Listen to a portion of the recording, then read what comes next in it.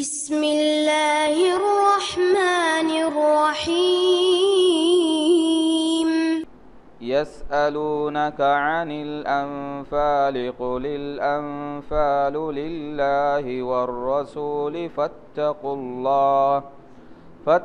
الله وأصلحوا ذات بينكم وأطيعوا الله ورسوله إن كنتم مؤمنين إنما المؤمنون الذين إذا ذكر الله وجلت قلوبهم وإذا تليت عليهم آياته زادتهم إيمانا وعلى ربهم يتوكلون الذين يقيمون الصلاة ومما رزقناهم ينفقون بسم الله الرحمن الرحيم الحمد لله والصلاة والسلام على رسول الله وعلى آله وصحبه أجمعين أما بعد கண்ணியத்துக்குரிய சகோதரர்களே, எல்லாம் வல்ல நாயன்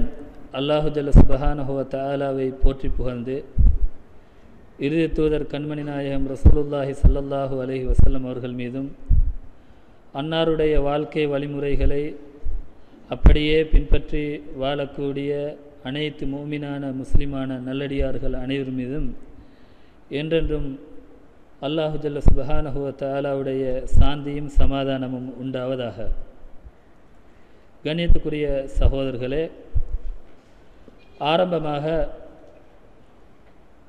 நாங்கள் அல்லாஹு ஜல்ல சுப்ஹானஹு வ தஆலாவை புகழ்வதற்கு கடமைப்பட்டிருக்கின்றோம். அதே போன்று அவனுக்கு நன்றி செலுத்தக்கூடிய ஒரு பொறுப்பும் எங்களிடத்திலே இருக்கின்றது. காரணம் என்னவென்றால், அல்லாஹு ஜல்ல சுப்ஹானஹு வ தஆலா எங்கள் மீது அதிகமான அருட்கொடைகளை தந்திருக்கின்றான். அதனால் எவர்களெல்லாம் இஸ்லாமியவாதிகளாக இருக்கின்றார்களோ, எவர்களெல்லாம் ஈமான்தாரிகளாக இருக்கின்றார்களோ, எவர்களெல்லாம் இந்த மார்க்கத்தை சரியான முறையில் பின்பற்றக்கூடிய மக்களாக இருக்கின்றார்களோ, அப்படியான அனைவர் மீதும் அல்லாஹு ஜல்ல சுப்ஹானஹு வ தஆலா எங்களுக்கு தந்த நியமத்துக்கள் குறித்து நன்றி செலுத்துவதற்கும் அவனை புகழ்வதற்கும் கடமைப்பட்டிருக்கின்றோம் என்பதை நாங்கள் புரிந்து கொள்ள வேண்டும். அல்லாஹு ஜல்ல சுப்ஹானஹு வ தஆலா அல் குர்ஆனிலே கூறக்கூடிய பிரகாரம் எங்களுக்கு மத்தியிலே காணப்படுகின்ற எந்த வகையான நியமத்தாக இருந்தாலும் அந்த நியமத்துக்கள் அனைத்தும் அல்லாஹ்வுடைய புறத்திலே இருந்து உள்ளது என்று அல்லாஹு தஆலா அல் குர்ஆனிலே கூறுகின்றான். அதே போன்று இன்னொரு இடத்திலே கூறுகின்ற நேரத்தில் அல்லாஹு தஆலா எங்களுக்கு தந்த நியமத்துக்களை நாங்கள் மட்டிட்டு பார்ப்போம் என்றால், அதனை வரையறுத்து பார்ப்போம் என்று சொன்னால், நிச்சயமாக வரையறுக்க முடியாத அதிகமான நியமத்துக்களை அல்லாஹு தஆலா எங்களுக்கு தந்திருக்கின்றான் என்று பிறதொரு இடத்திலே கூறுகின்றான். அதே மாதிரி அல்லாஹு தஆலாவுடைய நியமத்துக்களுக்காக வேண்டி நாங்கள் நன்றி செலுத்துவது எங்களுடைய கடமையாகும் என்பதை உணர்த்தும் முகமாக அல்லாஹு தஆலா இன்னொரு இடத்திலே கூறுகின்ற நேரத்திலே கூறுகிறான்,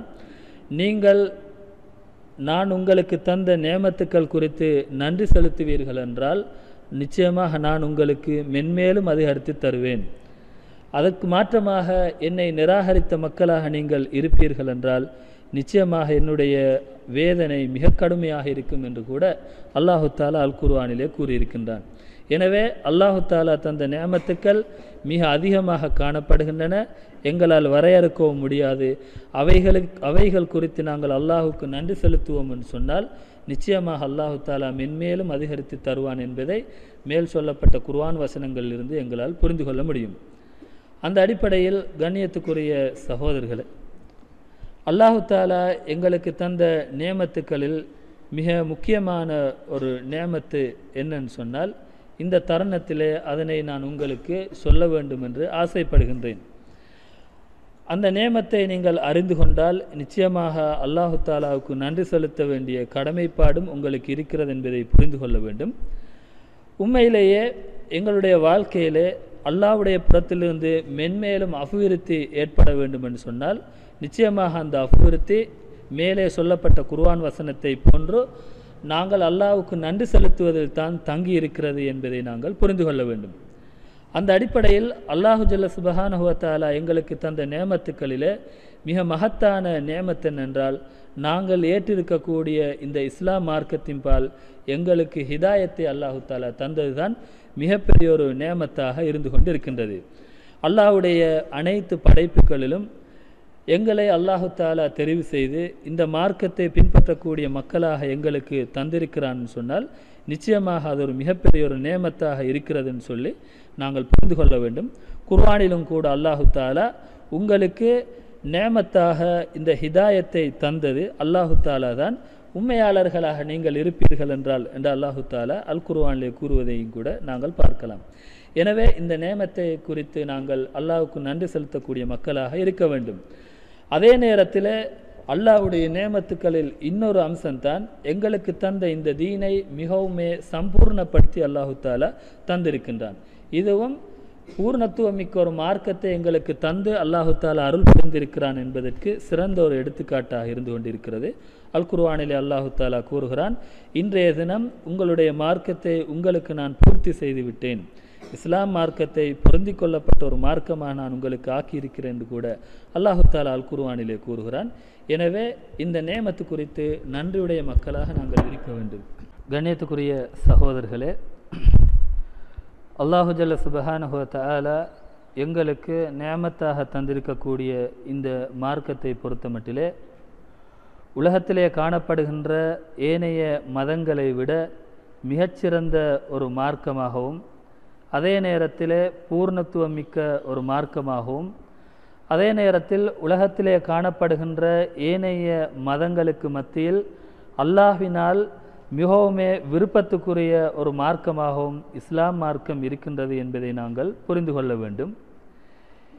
இந்த கருத்தை நாங்கள் இப்னு அப்பாஸ் ரலியல்லாஹு தஆலா அன்ஹு அவர்கள் அறிவிக்கக்கூடிய ஒரு கூற்றிலிருந்து எங்களால் புரிந்து கொள்ள முடியும், ஒரு ஹதீஸிலிருந்து எங்களால் புரிந்து கொள்ள முடியும். இந்த ஹதீஸை பொறுத்த மட்டிலே இமாம் புகாரி ரஹிமஹுல்லா அவர்கள் முஅல்லக் எனக்கூடிய தன்னுடைய ஹதீஸ் பிரிவிலே அதனை பதிவு செய்திருக்கிறார்கள். ஹசன் எனக்கூடிய தரத்தை உடைய ஹதீஸாக கூட இருந்து கொண்டிருக்கின்றது.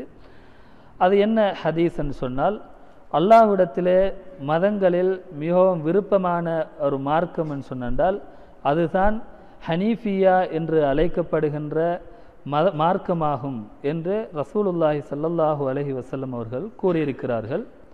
ஹனீஃபியா என்ற இந்த மார்க்கத்தை பொறுத்த மட்டிலே அதிலே அதனுடைய கருத்து என்ன என்றால், அல்லாஹ்வின் பால் முன்னோக்கக்கூடியதும் அதே நேரத்தில் அல்லாஹ் அல்லாதவைகளை புறக்கணிக்கக்கூடிய விதத்திலும் அமையக்கூடிய கொள்கை கோட்பாடை தன்னகத்தை கொண்ட ஒரு மார்க்கம்தான் இந்த ஹனீஃபியா எனக்கூடிய மார்க்கமாக இருந்து கொண்டிருக்கின்றது.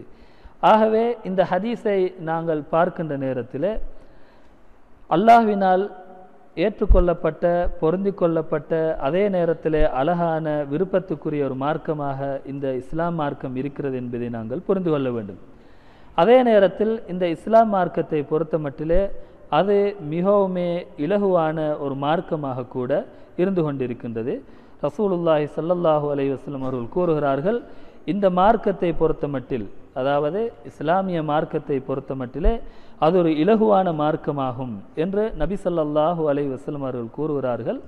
இந்த செய்தியை புகாரி எனக்கூடிய கிரந்தத்தில் அபூ ஹுரைரா ரலியல்லாஹு தஆலா அன்ஹு அவர்களை தொட்டும் பதிவான ஹதீஸிலே எங்களால் கண்டுகொள்ள முடியும். எனவே கண்ணியத்துக்குரிய சகோதரர்களே, இஸ்லாம் மார்க்கத்தை பொறுத்த மட்டிலே அது அழகான சட்டதிட்டங்களை தன்னகத்தை பொருந்திய கொண்ட ஒரு மார்க்கமாக இருக்கிறது என்பதை நாங்கள் புரிந்து கொள்ள வேண்டும். அது இல்லாமல் நாங்கள் வேறு வழியில், இஸ்லாம் மார்க்கம் அல்லாமல் வேறு வழியில் சட்டங்களை நாங்கள் நாடிப்போவோம் என்று சொன்னால் நிச்சயமாக அந்த சட்டத்திட்டங்கள் ஜாஹிலியத்தான, அதாவது மடமையை அடிப்படையாக கொண்ட சட்டத்திட்டங்களாகத்தான் இருக்கும் என்பதிலே எந்தவித சந்தேகமும் கிடையாது. அல்லாஹு ஜல்ல சுப்ஹானஹு வ தஆலாவை விட அழகான முறையிலே வார்த்தையை மொழியக்கூடிய இது மாதிரியான சட்டங்களை தரக்கூடியது யாரும் இல்லை என்பதை நாங்கள் புரிந்து கொள்ள வேண்டும். அந்த அடிப்படையை அல்லாஹு தஆலா அல் குர்ஆனிலும் கூறியிருக்கின்றான் என்பதை நாங்கள் புரிந்து கொள்ள வேண்டும். எனவே கண்ணியத்துக்குரிய சகோதரர்களே, நாங்கள் ஏற்றிருக்கக்கூடிய இந்த இஸ்லாம் மார்க்கம் அனைவருக்கும் பொதுவான ஒரு மார்க்கமாகவும் நிரந்தரமான ஒரு மார்க்கமாகவும் இருக்கிறது என்பதை நாங்கள் புரிந்து கொள்ள வேண்டும். அந்த அடிப்படையிலே இஸ்லாம் மார்க்கத்தை பொறுத்த மட்டிலே அரேபியர்களுக்கென்று தனிப்பட்ட ஒரு மார்க்கமாக அது கிடையாது. மாற்றமாக அரேபியர்கள், அரபு மொழி அல்லாத மொழியை பேசக்கூடியவர்கள், அதே மாதிரி கருப்பர்கள், வெள்ளை நிறத்தை உடையவர்கள், சிறியவர்கள், பெரியவர்கள், ஆண்கள், பெண்கள் என்ற பாகுபாடு இல்லாமல் எல்லோருக்கும் பொதுவான, எல்லோரையும் உள்ளடக்கிய ஒரு மார்க்கமாக இந்த இஸ்லாம் மார்க்கம் இருக்கின்றது என்பதை நாங்கள் புரிந்து கொள்ள வேண்டும். இதனுடைய அடிப்படையை அல்லாஹும் அல்லாஹ்வுடைய தூதரும் எங்களுக்கு சொல்லி தந்திருக்கின்றார்கள். அல்லாஹு தாலா அல் குர்ஆனிலே ரசூலுல்லாஹி ஸல்லல்லாஹு அலைஹி வஸல்லம் அவருடைய வருகையை பற்றி கூறும்போது கூறுகிறான், நபியே, உம்மை நாங்கள் மனிதர்கள் அனைவருக்கும் பொதுவாக நாங்கள் அனுப்பி வைத்தோம். அச்சமூட்டி எச்சரிக்கை செய்யக்கூடியவராகவும் நன்மாராயம் கூறக்கூடியவராகவும் பொதுவாக மனிதர்கள் அனைவருக்கும் தூதராக நாங்கள் அனுப்பி வைத்தோம் என்று அல்லாஹு தாலா கூறுகிறான். ஆக நபி ஸல்லல்லாஹு அலைஹி வஸல்லம் அவர்கள் சமூகத்திலே உள்ள எந்த பாகுபாடு வேறுபாடுகள் இல்லாமல் எல்லோருக்கும் பொதுவாக அனுப்பப்பட்ட ஒரு நபி என்பதை எங்களால் புரிந்து கொள்ளலாம். அதே மாதிரி ரசூலுல்லாஹி ஸல்லல்லாஹு அலைஹி வஸல்லம் அவர்கள் இது குறித்து கூறும்போது கூறுகிறார்கள், அல்லாஹு தாலா வேறு எந்த ஒரு நபிக்கும் கொடுக்காத 5 சிறப்பம்சங்களை எனக்கு தந்திருக்கின்றான் என்று ரசூலுல்லாஹி ஸல்லல்லாஹு அலைஹி வஸல்லம் அவர்கள் கூறிவிட்டு, அதிலே ஒரு அம்சம் என்ன என்றால், அல்லாஹு தாலா என்னை எல்லா மனித சமுதாயத்துக்கும், அதாவது பூரா மனித சமுதாயத்துக்கும் தூதராக அனுப்பி வைத்திருக்கின்றான். இதற்கு முன்னால் வந்த தூதர்களை பொறுத்த மட்டிலே அவர்கள் ஒவ்வொரு சமூகத்துக்கென்று குறிப்பாகத்தான் அனுப்பப்பட்டார்கள். ஆனால் என்னை அல்லாஹு தாலா எல்லோருக்கும் பொதுவாக தூதராக அனுப்பியிருக்கிறான். இது எனக்கு மட்டுமுள்ள ஒரு விசேஷமான ஒரு தன்மையாகும் என்று நபி ஸல்லல்லாஹு அலைஹி வஸல்லம் அவர்கள் கூறுகிறார்கள். இந்த செய்தி புகாரி, முஸ்லிம் ஆகிய கிரந்தங்களில் அபூ ஹுரைரா ரலியல்லாஹு தஆலா அன்ஹு அவர்களை தொட்டும் பதிவு செய்யப்பட்டிருக்கின்றது. அதே நேரத்தில் கண்ணியத்துக்குரிய சகோதரர்களே, நாங்கள் ஏற்றிருக்கக்கூடிய இந்த இஸ்லாம் மார்க்கத்தை பொறுத்த மட்டிலே அது என்றென்றும் நிரந்தரமான ஒரு மார்க்கமாக இருக்கிறது என்பதை நாங்கள் புரிந்து கொள்ள வேண்டும். ரசூலுல்லாஹி ஸல்லல்லாஹு அலைஹி வஸல்லம் அவர்கள் கூறுகிறார்கள், என்னுடைய உம்மத்திலே ஒரு சாரார்கள் காணப்படுவார்கள், அவர்களை பொறுத்த மட்டிலே அவர்கள் கியாமத் நாள் வரும் வரைக்கும், அதாவது அல்லாஹ்வுடைய கட்டளையின் பிரகாரம் கியாமத் நாள் வரும் வரைக்கும் அவர்கள் சத்தியத்திலே நீடித்து நிலைத்திருப்பார்கள் என்று ரசூலுல்லாஹி ஸல்லல்லாஹு அலைஹி வஸல்லம் சொன்னார்கள். ஆக இந்த ஹதீஸை வைத்து பார்க்கின்ற நேரத்தில் இஸ்லாம் மார்க்கம் என்றென்றும் நிலையான மார்க்கம் என்பதை எங்களால் புரிந்து கொள்ள முடியும். அதே நேரத்தில் இந்த இஸ்லாம் மார்க்கத்தை பொறுத்தமட்டில் ஏற்கனவே சொல்லப்பட்ட பிரகாரம் அல்லாஹ்வினால் பொருந்தி கொள்ளப்பட்ட ஒரு மார்க்கமாக கூட அது இருக்கின்றது. அதைத்தான் அல்லாஹு தாலா கூறும்போது, உங்களுக்கு நாங்கள் இஸ்லாம் மார்க்கத்தை பொருந்தி கொண்டு விட்டேன் என்று கூட அல்லாஹு தாலா அல் குர்ஆனில் சொல்வதை நாங்கள் பார்க்கலாம். இப்படியான ஒரு மார்க்கத்தை தான் நாங்கள் அனைவரும் நேமத்தாக பெற்றிருக்கிறோம் என்பதை நான் புரிந்து கொள்ள வேண்டும். அதே நேரத்தில் இந்த இஸ்லாம் மார்க்கத்தை பொறுத்த மட்டிலே இது எல்லோருக்கும் பொதுவான ஒரு மார்க்கம் என்பதை நாங்கள் புரிந்து கொள்ள வேண்டும். அது சமூகத்திலே காணப்படுகின்ற மூமினாக இருக்கலாம், அல்லது காபிராக இருக்கலாம், பாவியாக இருக்கலாம், நல்லவனாக இருக்கலாம், எல்லோருக்கும் பொதுவான ஒரு மார்க்கமாகத்தான் அல்லாஹு தாலா இந்த இஸ்லாம் மார்க்கத்தை எங்களுக்கு தந்திருக்கிறான் என்பதை புரிந்து கொள்ள வேண்டும். அதனால தான் அல்லாஹு தாலா தன்னுடைய நபியை பார்த்து சொல்லக்கூடிய ஒரு கட்டளை என்னென்றால், நபியே நீங்கள் சொல்லுங்கள், இதுதான் சத்தியம். உங்களுக்கு மத்தியிலே நான் போதிக்கின்ற இந்த தீனுல் இஸ்லாத்தை பொறுத்த மட்டிலே இதுதான் சத்தியமாக இருந்து கொண்டிருக்கின்றது. அதனால் உங்களில் யார் விரும்புகின்றார்களோ அவர்கள் இந்த சத்தியத்தை ஏற்றுக்கொள்ளட்டும், யார் புறக்கணிக்க நாடுகிறார்களோ அவர்கள் புறக்கணித்து கொள்ளட்டும் என்று நபியை நீங்கள் சமூகத்தை பார்த்து கூறுங்கள் என்று கூட அல்லாஹு தாலா கட்டளையிட்டிருப்பதை நாங்கள் பார்க்கிறோம். அதே மாதிரி அல்லாஹு தாலா இன்னொரு இடத்துல என்ன சொல்கிறான் என்றால், நாங்கள் இந்த மனித சமுதாயத்துக்கு தேவையான நேரான பாதையை நாங்கள் காட்டி கொடுத்திருக்கின்றோம்.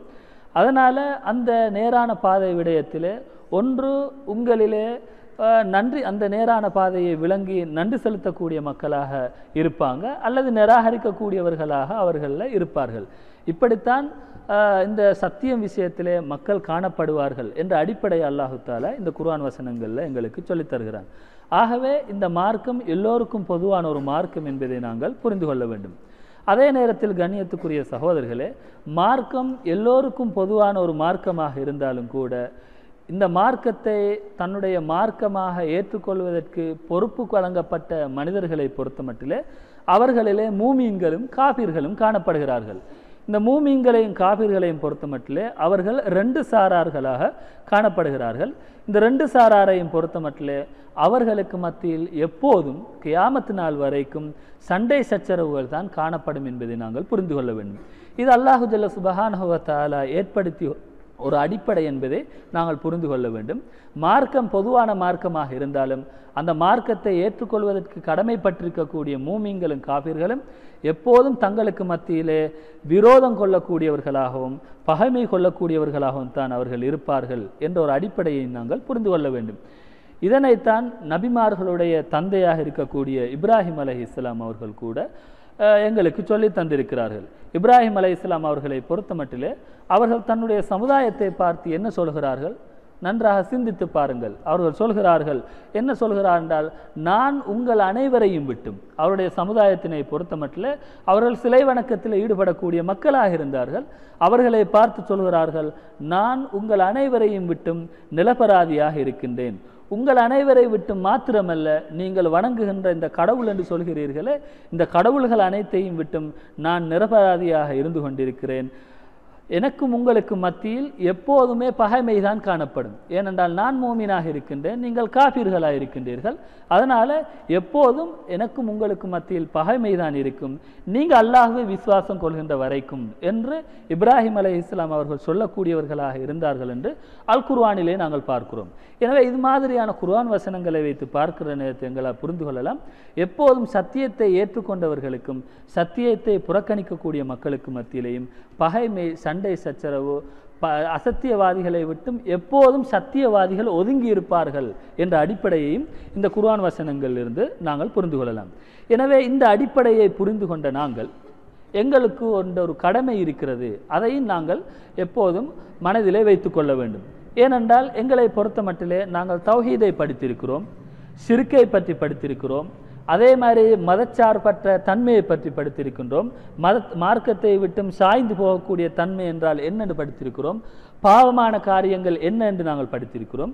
இவை அனைத்தையும் படித்து கொண்ட எங்கள் மீது ஒரு கடமை இருக்கிறது. அது என்ன கடமை என்றால், படித்து கொண்ட இந்த விடயங்களை, மார்க்கத்திலே உள்ள நல்ல விஷயங்களை மக்களுக்கு எத்தி வைப்பது எங்களுடைய கடமை, பொறுப்பு என்பதை நாங்கள் புரிந்து கொள்ள வேண்டும். அதே மாதிரி மார்க்கத்திலே எவைகள் பாவமான காரியம் என்று சொல்லப்பட்டிருக்கிறதோ, அதே மாதிரி ஷிர்கை பற்றி எந்த அளவுக்கு அது மோசமானது, அவருடைய பாரதூரம் என்ன, இது மாதிரி என்னென்ன பாவங்கள், ஷிர்கு, குஃப்ரு, அது மாதிரி என்னென்ன பாவங்கள் எல்லாம் மோசம் என்று நாங்கள் கற்றிருக்கின்றோமோ அவைகளை மக்களுக்கு தெளிவுபடுத்த வேண்டிய ஒரு கடமை, பொறுப்பும் எங்களுக்கு இருக்கிறது என்பதை நாங்கள் எப்போதும் மனதிலே வைத்து கொள்ள வேண்டும். கண்ணியத்துக்குரிய சகோதரர்களே, எனவே நாங்கள் இந்த தீனை பற்றி பல அம்சங்களை உங்களுக்கு குறிப்பிட்டோம். அந்த அடிப்படையில் இந்த தீனுள் உள்ள ஒரு முக்கியமான அம்சம் என்னென்றால், எப்போதும் மூமீன்களுக்கும் காஃபிர்களுக்கும் மத்தியில் விரோதம் என்ற ஒன்று நீடித்து நிலைத்திருக்கும் என்ற அம்சத்தை நாங்கள் பார்த்தோம். எனவே இப்படியான ஒரு அமைப்பில் எங்கள் மீதுள்ள ஒரு கடமை என்னென்றால், எங்களுடைய விரோதிகளாக இருக்கக்கூடிய இப்படியான காஃபிர்கள் விடயத்தில், அதே போன்று இணை வைப்பாளர்கள் விடயத்தில் எங்களுக்கென்று ஒரு கடமைப்பாடு, ஒரு பொறுப்பு இருக்கிறது என்பதை நாங்கள் புரிந்து கொள்ள வேண்டும். எங்களுக்கும் அவர்களுக்கும் மத்தியில் உள்ள விரோதம் என்றென்றும் நிலைத்திருக்கக்கூடிய ஒன்றாக இருந்தாலும் அவர்களுக்கு நாங்கள் தஅவா செய்வது எங்களுடைய கடமை, பொறுப்பு என்பதை நாங்கள் புரிந்து கொள்ள வேண்டும். ரசூலுல்லாஹி ஸல்லல்லாஹு அலைஹி வஸல்லம் அவர்களை பார்த்து அல்லாஹு ஜல்ல சுப்ஹானஹு வ தஆலா பல இடங்களில் அப்படியான விரோதிகளுக்கு தஅவா செய்யுமாறு கட்டளையிட்டிருப்பதை நாங்கள் பார்க்கலாம். ஓரிடத்திலே அல்லாஹு தஆலா நபியை பார்த்து கட்டளையிடுகிறார், நபியே, நீங்கள் உம்முடைய இரட்சகனுடைய பாதையின் பால் நீங்கள் அவர்களுக்கு தஅவா செய்யுங்கள், அழைப்பு விடுங்கள். அறிவு ஞானத்தை கொண்டும் அதே நேரத்தில் அறிவு ஞானத்தை கொண்டு நீங்கள் அவர்களுக்கு தஅவா செய்யுங்கள், அவர்களோடு நல்ல முறையிலே தர்க்கம் செய்யுங்கள் என்று கூட அல்லாஹு தஆலா தன்னுடைய நபிக்கு வழிகாட்டி இருப்பதை நாங்கள் பார்க்கலாம். அதே மாதிரி பல ஆயத்துகளில் அல்லாஹு தஆலா தன்னுடைய நபியை பார்த்து இப்படியான தஅவாவை காஃபிர்களுக்கு மேற்கொள்ளுமாறு கட்டளையிட்டிருப்பதை பார்க்கலாம். இன்னொரு இடத்திலே அல்லாஹு தஆலா தன்னுடைய நபியை பார்த்து, நபியே, நீங்கள் அவர்களுக்கு சொல்லுங்கள், இதுதான் என்னுடைய பாதை, இந்த பாதையிலே நான் மிக தெளிவான முறையிலே இருந்து கொண்டு உங்களை அழைக்கின்றேன் என்று நபியை நீங்கள் அவர்களை பார்த்து கூறுங்கள் என்று அல்லாஹு தாலா கட்டளையிடுகிறான். இந்த ஆயத்திலும் கூட அல்லாஹு தாலா காஃபிர்களை பார்த்து தஅவா செய்யுமாறு நபியை கட்டளையிடுகிறார். அதே மாதிரி பொதுவாக ரசூலுல்லாஹி ஸல்லல்லாஹு அலைஹி வஸல்லம் அவர்கள் மாத்திரமல்ல, எல்லா ரசூல்மார்களும் இப்படியான தஅவாவைத்தான் மேற்கொண்டார்கள் என்பதை நாங்கள் புரிந்து கொள்ள வேண்டும். அல்லாஹு தாலா அல் குர்ஆனிலே சொல்கிறான், ஒவ்வொரு உம்மத்துக்கும் நாங்கள் தூதரை அனுப்பினோம். அந்த தூதர் தன்னுடைய சமுதாயத்தினிடத்திலே வந்து அல்லாஹுவை நீங்கள் வணங்குங்கள், அல்லாஹ் அல்லாதவைகளை நீங்கள் புறக்கணியுங்கள் என்று சொல்லக்கூடியவர்களாக இருந்தார்கள் என்று அல்லாஹு தாலா அல் குர்ஆனிலே கூறுகிறான். எனவே இது மாதிரியான ஆயத்துகளை வைத்து பார்க்கின்ற நேரத்திலே எங்களுடைய விரோதிகளான காபிர்களை நோக்கி தஅவா செய்யக்கூடிய இந்த பணியை ரசூல்மார்களும் செய்திருக்கிறார்கள், எங்களுடைய தூதரான முஹம்மது நபி ஸல்லல்லாஹு அலைஹி வஸல்லம் அவர்களும் செய்திருக்கிறார்கள் என்பதை நாங்கள் புரிந்து கொள்ள வேண்டும். எனவே அந்த அடிப்படையில் ரசூல்மார்களுடைய இந்த தஅவா பணியை நாங்களும் மேற்கொள்ள வேண்டும். காபிர்களை நோக்கி அல்லாஹ்வை இபாதத்து செய்யுமாறு அவர்களை அழைக்க வேண்டும். அதே நேரத்தில் ஷிர்க்கை விட்டும் தூரமாகுமாறு அவர்களுக்கு நாங்கள் தஅவா செய்வது எங்களுடைய கடமை, பொறுப்பு என்பதை நாங்கள் புரிந்து கொள்ள வேண்டும். அந்த அடிப்படையிலே நாங்கள் காபிர்களுக்கு தஅவா செய்வதற்கு களமிறங்கினால் அவர்களுக்கு இஸ்லாத்தினுடைய நல்ல சிறப்பம்சங்களை நாங்கள் தெளிவுபடுத்த வேண்டும். அதே மாதிரி தௌஹீதினுடைய அவசியத்தை, கடமைப்பாடை அவர்களுக்கு நாங்கள் சொல்லிக் கொடுக்க வேண்டும்.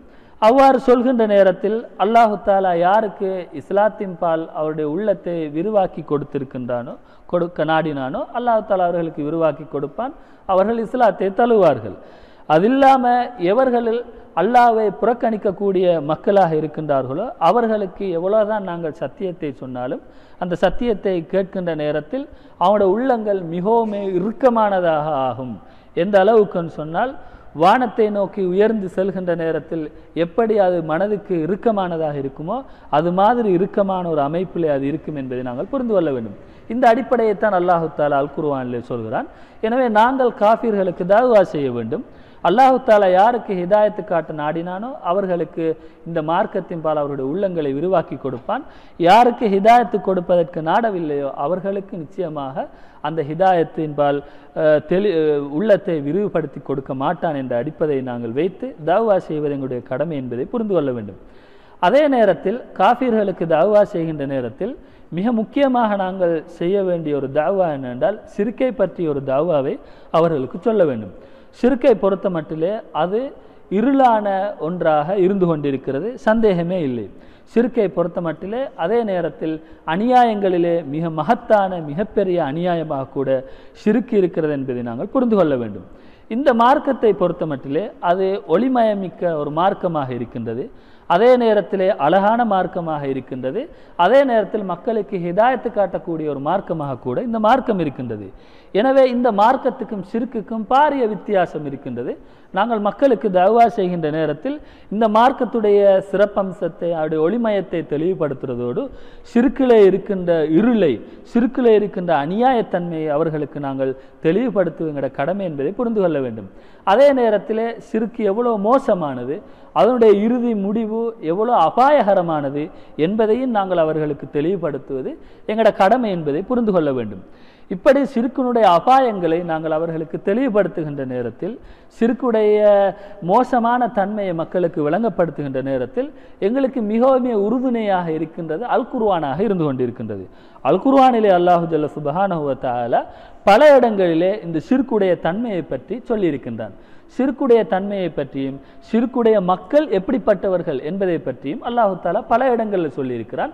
அந்த ஆயத்துகளை நாங்கள் பார்த்து அதை வைத்து நாங்கள் மக்களுக்கு ஷிர்க்குடைய அபாயத்தை தெளிவுபடுத்துவோம் என்று சொன்னால் நிச்சயமாக அவர்களுக்கு மத்தியில் அவர்களுடைய ஷிர்க்குடைய பாரதூரத்தை தெளிவுபடுத்திய மக்களாக நாங்கள் ஆகுவோம் என்பதில் எந்தவித சந்தேகமும் இல்லை. அந்த அடிப்படையிலே நாங்கள் குர்ஆனை புரட்டி பார்த்தால் அல் குர்ஆனிலே பல இடங்களிலே ஷிர்க்கை பற்றியும் ஷிர்க்குடையவர்களை பற்றியும் பல்வேறுபட்ட வர்ணனைகளை அல்லாஹு தஆலா சொல்லியிருப்பதை பார்க்கலாம். அந்த அடிப்படையிலே குர்ஆனிலே ஷிர்க்குடையவர்களை பொறுத்த மட்டிலே அவர்கள் கால்நடைகளிலே மிகவுமே மோசமான மிக கெட்ட கால்நடைகள் என்று கூட அல்லாஹு தஆலா நிராகரிக்கக்கூடிய மக்களை வர்ணித்து சொல்லியிருப்பதை பார்க்கலாம். அதே மாதிரி இன்னும் சில இடங்கள் அல்லாஹு தாலா எப்படி சொல்கிறான் என்றால் அவர்கள் கால்நடைகளை போன்று, அதை கால்நடைகளையும் விட மிக மோசமானவர்கள் என்று கூட அல்லாஹு தாலா இணை வைக்கக்கூடிய மக்களை வர்ணித்து சொல்லி இருப்பதை நாம் பார்க்கலாம். அதே மாதிரி அல்லாஹு தாலா இணை வைக்கின்ற மக்களை பற்றி சொல்கிற நேரத்தில் அவர்கள் செவிடர்கள் என்று அல்லாஹு தாலா சொல்கிறான். ஏனென்றால் அவருடைய காதுகளால் அவர்கள் ஹக்கை கேட்கக்கூடிய மக்களாக இல்லை, அதனால் அவர்களை செவிடர்கள் என்று அல்லாஹு தாலா வர்ணித்திருக்கிறான். அதே மாதிரி அவர்களை ஊமையர்கள் என்று சொல்லியிருக்கின்றான். காரணம் என்னன்னா, அவருடைய நாவுகளினால் இந்த ஹக்கை, இந்த கலிமாவை, இந்த ஏகத்துவத்தை மொழியாத மக்களாக இருக்கின்றார்கள், அதனால் அவர்களை ஊமையர்கள் என்று கூட அல்லாஹு தாலா வர்ணித்து சொல்லியிருக்கிறான். அதே மாதிரி முஷ்ரிக்குகளை அல்லாஹு தாலா குருடர்கள் என்று கூட சொல்லி இருக்கின்றான். காரணம் என்னன்னு சொன்னால், அவர்களை பொறுத்த மட்டிலே அவங்களோட கண்களால் ஹக்கை பார்க்காத மக்களாக, ஹக்கை கொண்டு படிப்பினை பெறாத மக்களாக இருக்கின்ற காரணத்தினால் அவர்களை கண் பார்வையற்ற குருடர்கள் என்று கூட அல்லாஹு தாலா முஷ்ரிக்குகளை வர்ணித்து சொல்லியிருப்பதை பார்க்கலாம். அதே மாதிரி அல்லாஹு தாலா அவர்களை சிந்திக்க கூடியவர்களாக இல்லை, புத்திசுயாதீனம் அல்லாதவர்கள், சிந்திக்கக்கூடிய ஆற்றல் இல்லாதவர்கள் என்று கூட அல்லாஹு தாலா, புத்தி இல்லாதவர்கள் என்று கூட அல்லாஹு தாலா இணை வைக்கக்கூடிய மக்களை வர்ணித்து கூறியிருக்கின்றார் சொன்னால், இப்படியான பாரதூரமான பண்புகளை உடைய மக்கள் தான் இந்த இணை வைக்கக்கூடிய மக்கள் என்பதை நாங்கள் அவர்களுக்கு நல்ல முறையிலே தெளிவுபடுத்துவது எங்களோட கடமையாக இருந்து கொண்டிருக்கிறது. அது மாத்திரமில்லை, இணை வைக்கக்கூடிய மக்களை பொறுத்த மட்டும் அவர்கள் நஜீஸானவர்கள் என்று கூட அல்லாஹு தாலா சொல்லியிருப்பே பார்க்கலாம். எந்த அளவுக்குன்னு சொன்னால், கருத்து ரீதியான அடிப்படையில் அவர்கள் நஜீஸானவர்கள் என்று கூட அல்லாஹு தாலா சொல்லியிருக்கிறான். காரணம் ஏன் அவர்கள் நஜீசன் சொன்னால், அல்லாஹ்வை இபாதத்து செய்கின்ற விஷயத்திலே நஜீசான ஒரு கொள்கையை அவர்கள் தங்களுடைய உள்ளங்களிலே அவர்கள் சுமந்திருக்கின்றார்கள். அதனால் அவர்களை நஜீசானவர்கள் என்று கூட அல்லாஹு தாலா அல் குர்ஆனிலே வர்ணித்திருப்பதை நாங்கள் பார்க்கலாம். இப்னுல் கையிம் ரஹிமஹுல்லாஹ் அவர்கள் இந்த கருத்தை தெளிவாக விளங்கப்படுத்துகின்றார்கள். அல் குர்ஆனில் அல்லாஹு தாலா முஷ்ரிக்குகளை பற்றி சொல்லும்போது, முஷ்ரிக்குகளை பொறுத்த மட்டிலே அவர்கள் நஜீஸானவர்களாக இருக்கிறார்கள். இந்த வருடத்துக்கு பிறகு அவர்கள் மஸ்ஜிதுல் ஹராமை இதுக்கு பிறகு அவர்கள் நெருங்கக்கூடாது என்ற அடிப்படையில் அல்லாஹு தாலா கட்டளையிட்டிருப்பதை கூட நாங்கள் பார்க்கலாம். இந்த அளவு தன்மை உள்ளவர்கள் தான் இந்த ஷிர்கெனக்கூடிய நஜீஸான கொள்கையை சுமந்த இந்த மக்கள் என்பதை நாங்கள் புரிந்து கொள்ள வேண்டும். இப்படி ஷிர்கை சுமந்த மக்களுடைய வர்ணனைகளை அல்லாஹு தாலா அடுக்கிக் கொண்டே போகிறான். அதே மாதிரி இந்த ஷிர்குடைய மக்களை பற்றி அல்லாஹு தாலா இன்னொரு இடத்துல அவர்களை பற்றி சொல்லும்போது, அவர்கள்தான் படைப்பினங்களிலே மிக கெட்டவர்கள் என்று கூட அல்லாஹு தாலா அல் குர்ஆன்ல சூரா பையினால அல்லாஹு தாலா தெளிவாக சொல்கிறார். அவங்க தான் படைப்பினர்கள்ல மிக கெட்டவர்கள், நரகத்திலே என்றென்று நிரந்தரமாக இருக்கக்கூடியவர்கள் என்று கூட அல்லாஹு தாலா சொல்கிறான். அவர்களுக்கு மாற்றமான ஒரு படைப்பு தான், அவர்கள் தான் படைப்பினங்களில் சிறந்தவர்கள், அவர்கள் அல்லாஹ்வை விசுவாசம் கொண்ட மூமினான நல்லடியார்கள். அவர்களை பொறுத்தமட்டிலே ஆறு ஓடிக்கொண்டிருக்கக்கூடிய சுவனச்சோலைகளிலே நுழையக்கூடிய மக்கள் தான் அவர்கள் தான் மூமீன்கள். ஆக மூமீன்களையும் முஷ்ரிக்குகளையும் அல்லாஹ் தஆலா எப்படி வேறுபடுத்தி சொல்லி இருக்கிறார் என்பதை நாங்கள் சிந்திப்பதற்கு கடமைப்பட்டிருக்கிறோம். ஆக முஷ்ரிக்குகளை பொறுத்த மட்டிலே அவர்கள் படைப்பினங்களிலே மிக கெட்டவர்கள் என்று கூட அல்லாஹ்வினால் அலங்கரித்து சொல்லப்பட்டிருக்குன்னு சொன்னால், இப்படியான ஆயத்துகளை சொல்லி ஷிர்குடைய விபரீதத்தையும் அதே மாதிரி முஷ்ரிக்குகளுடைய மோசமான நிலையை பற்றியும் தெளிவுபடுத்துவது எங்களுடைய கடமை என்பதை நாங்கள் புரிந்து கொள்ள வேண்டும். ஆனாலும் இந்த கடமையை எங்களுடைய முஸ்லீம்கள் பொறுப்பாக எடுத்து செய்கிறார்களா என்று பார்த்தால், நிச்சயமாக இந்த விடயத்திலே பின்தங்கிய மக்களாகத்தான் எங்களுடைய முஸ்லீம்கள் இருப்பதை நாங்கள் பார்க்கலாம். அதுக்கு பல காரணங்கள் பின்னணியாக இருக்கின்றன என்பதை நாங்கள் புரிந்து கொள்ள வேண்டும். அதில் சில காரணங்களாக சொல்வதாக இருந்தால், நிறைய முஸ்லீம்களை பொறுத்த மட்டிலே அவர்கள் பேரளவிலே முஸ்லீம்களாக இருக்கிறார்கள், ஆனால் தீனை பற்றிய தெளிவில்லாத மக்களாக அவங்க இருப்பதை நாங்கள் பார்க்கலாம். தீனை சரியான முறையிலே படிக்காத மக்களாக அவர்கள் இருக்கிறார்கள். துனியாவுடைய விஷயத்தை தான் முற்படுத்தி துனியாவுக்காக வேண்டி கால நேரங்களை ஒதுக்கி அதற்காக வேண்டி முனைப்போடு செயற்படக்கூடிய மக்களாகத்தான் இருக்கிறார்கள். பெருவாரியான முஸ்லீம்களுக்கு மத்தியிலே ஜஹில் எனக்கூடிய மடமைத்தனம் காணப்படுகின்றது. இது மாதிரியான காரணங்களால் தான் இன்றைக்கு முஸ்லீம்கள் இந்த கடமையை ஷிர்கை பற்றியும் முஷ்ரிக்குகளுடைய தன்மையை பற்றியும் காபீர்களுக்கு தெளிவுபடுத்த வேண்டிய அந்த கடமையிலிருந்தும் அவர்கள் பின்வாங்கி இருக்கிறார்கள் என்பதை நாங்கள் புரிந்து கொள்ள கடமைப்பட்டிருக்கின்றோம். கண்ணியத்துக்குரிய சகோதரர்களே, எனவே மேற்கூறப்பட்ட அடிப்படையில் ஷிர்குனுடைய அபாயகரமான நிலையை பற்றியும் ஷிர்குடைய மக்களுடைய பண்புகளை பற்றியும் தெரிந்திருக்கக்கூடிய நாங்கள் எங்கள் மீதும் ஒரு கடமைப்பாடு இருந்து கொண்டிருக்கின்றது. அது என்னென்றால், இணை வைக்கக்கூடிய மக்கள் எப்படியான பண்புகளை உடையவர்களாக இருக்கின்றார்களோ அப்படியான பண்புகளை விட்டும் நாங்கள் தூரமாக இருப்பது எங்களுடைய கடமையாக இருந்து கொண்டிருக்கின்றது. அதே நேரத்தில் எங்கேயெல்லாம் இணை வைக்கக்கூடிய மக்களை நாங்கள் காணுகின்றோமோ, குஃபார்களை நாங்கள் காணுகின்றோமோ, அப்படியான காஃபீர்களை விட்டும் தூரமாக விலகி இருப்பது எங்களுடைய கடமை, பொறுப்பு என்பதை நாங்கள் புரிந்து கொள்ள வேண்டும். காரணம் என்ன என்றால், அவர்களை பற்றி அல்லாஹு தாலா வர்ணித்த வர்ணனையில் நாங்களும் உள்ளடங்கக்கூடியவர்களாக ஆகிவிடக்கூடாது என்பதற்காக வேண்டியும், அவர்களை போன்ற நரகவாசிகளாக நாங்களும் ஆகிவிடக்கூடாது என்ற அடிப்படையில் இப்படியான ஒரு கடமையை, பொறுப்பை நாங்கள் எப்போதும் மனதிலே கொள்ள வேண்டும். ஷிர்க்குடைய மக்களை பொறுத்த மட்டிலே நிச்சயமாக எந்தவித சந்தேகமும் இல்லை, அவர்கள் நரகவாசிகள் என்பதில். அவர்கள் எப்போதும் நரகவாசிகளாகத்தான் இருப்பார்கள். அதே நேரத்தில் நரகத்தில் நின்றென்றும் நிரந்தரமாக இருக்கக்கூடியவர்களாகவும் இருப்பார்கள். அவர்கள் தௌபா செய்து மரணத்துக்கு முன்னர் மீளுகின்ற வரைக்கும். ஆக எவர்களெல்லாம் ஷிர்கோடும் குஃப்ரோடும் மரணத்தை தழுவுகின்றார்களோ நிச்சயமாக அவர்கள் காபீர்கள், அவர்கள் நரகவாசிகளாகவும் என்றென்றும் நிரந்தரமாக நரகத்தில் இருக்கக்கூடியவர்களாகவும் இருக்கிறார்கள் என்பதை நாங்கள் புரிந்து கொள்ள வேண்டும். இப்படியான நரகவாசிகளை பற்றி தெரிந்து கொண்ட நாங்கள், இவர்கள் நரகவாசிகள், நிரந்தரமாக நரகத்திலே இருக்கிறார்கள் என்பதையெல்லாம் நல்ல முறையில் தெரிந்து கொண்டு அவர்களை நாங்கள் அண்டி வாழ்வோம் என்றால், அவர்களோடு அந்யோன்யமாக பழகி நட்பு கொள்ளக்கூடியவர்களாக நாங்கள் இருப்போம் என்று சொன்னால், நிச்சயமாக இது புத்தி சுவாதீனமான அல்லது ஒரு புத்தியுள்ள ஒரு மனிதன் மேற்கொள்ளக்கூடிய ஒரு செயலாக இல்லை. ஷிர்கை பற்றியும் ஷிர்குடையவர்களை பற்றியும் நல்ல முறையில் தெரிந்து கொண்டும் அவர்களோடு ஒரு மனிதன் நெருங்கி பழகுவான் என்றால், அவர்களோடு நட்பு கொள்வதற்கு முன் வருவான் என்று சொன்னால், நிச்சயமாக அது ஒரு கெட்டித்தனமான ஒரு புத்தி சுயாதீனம் உள்ள ஒரு மனிதன் செய்யக்கூடிய ஒரு காரியம் அல்ல என்பதை நாங்கள் புரிந்து கொள்ள வேண்டும். எனவே கண்ணியத்துக்குரிய சகோதரர்களே, இப்படியான முஷ்ரிக்குகளை உடைய விஷயத்திலே எங்களுக்கு மார்க்கம் நல்ல வழிகாட்டல்களை காட்டி தந்திருக்கின்றது. அப்படியான வழிகாட்டலில் ஒன்றுதான், அப்படியான இணை வைக்கக்கூடிய மக்களுக்கு ஒப்பாகாமல் நாங்கள் நடந்து கொள்ள வேண்டும். இது எங்களுக்கு மார்க்கம் காட்டி தந்த வழிகாட்டலாக இருந்து கொண்டு இருக்கின்றது. ஏனென்றால் அவர்கள் அனைவரும் நரகவாசிகளாக இருக்கிறார்கள்.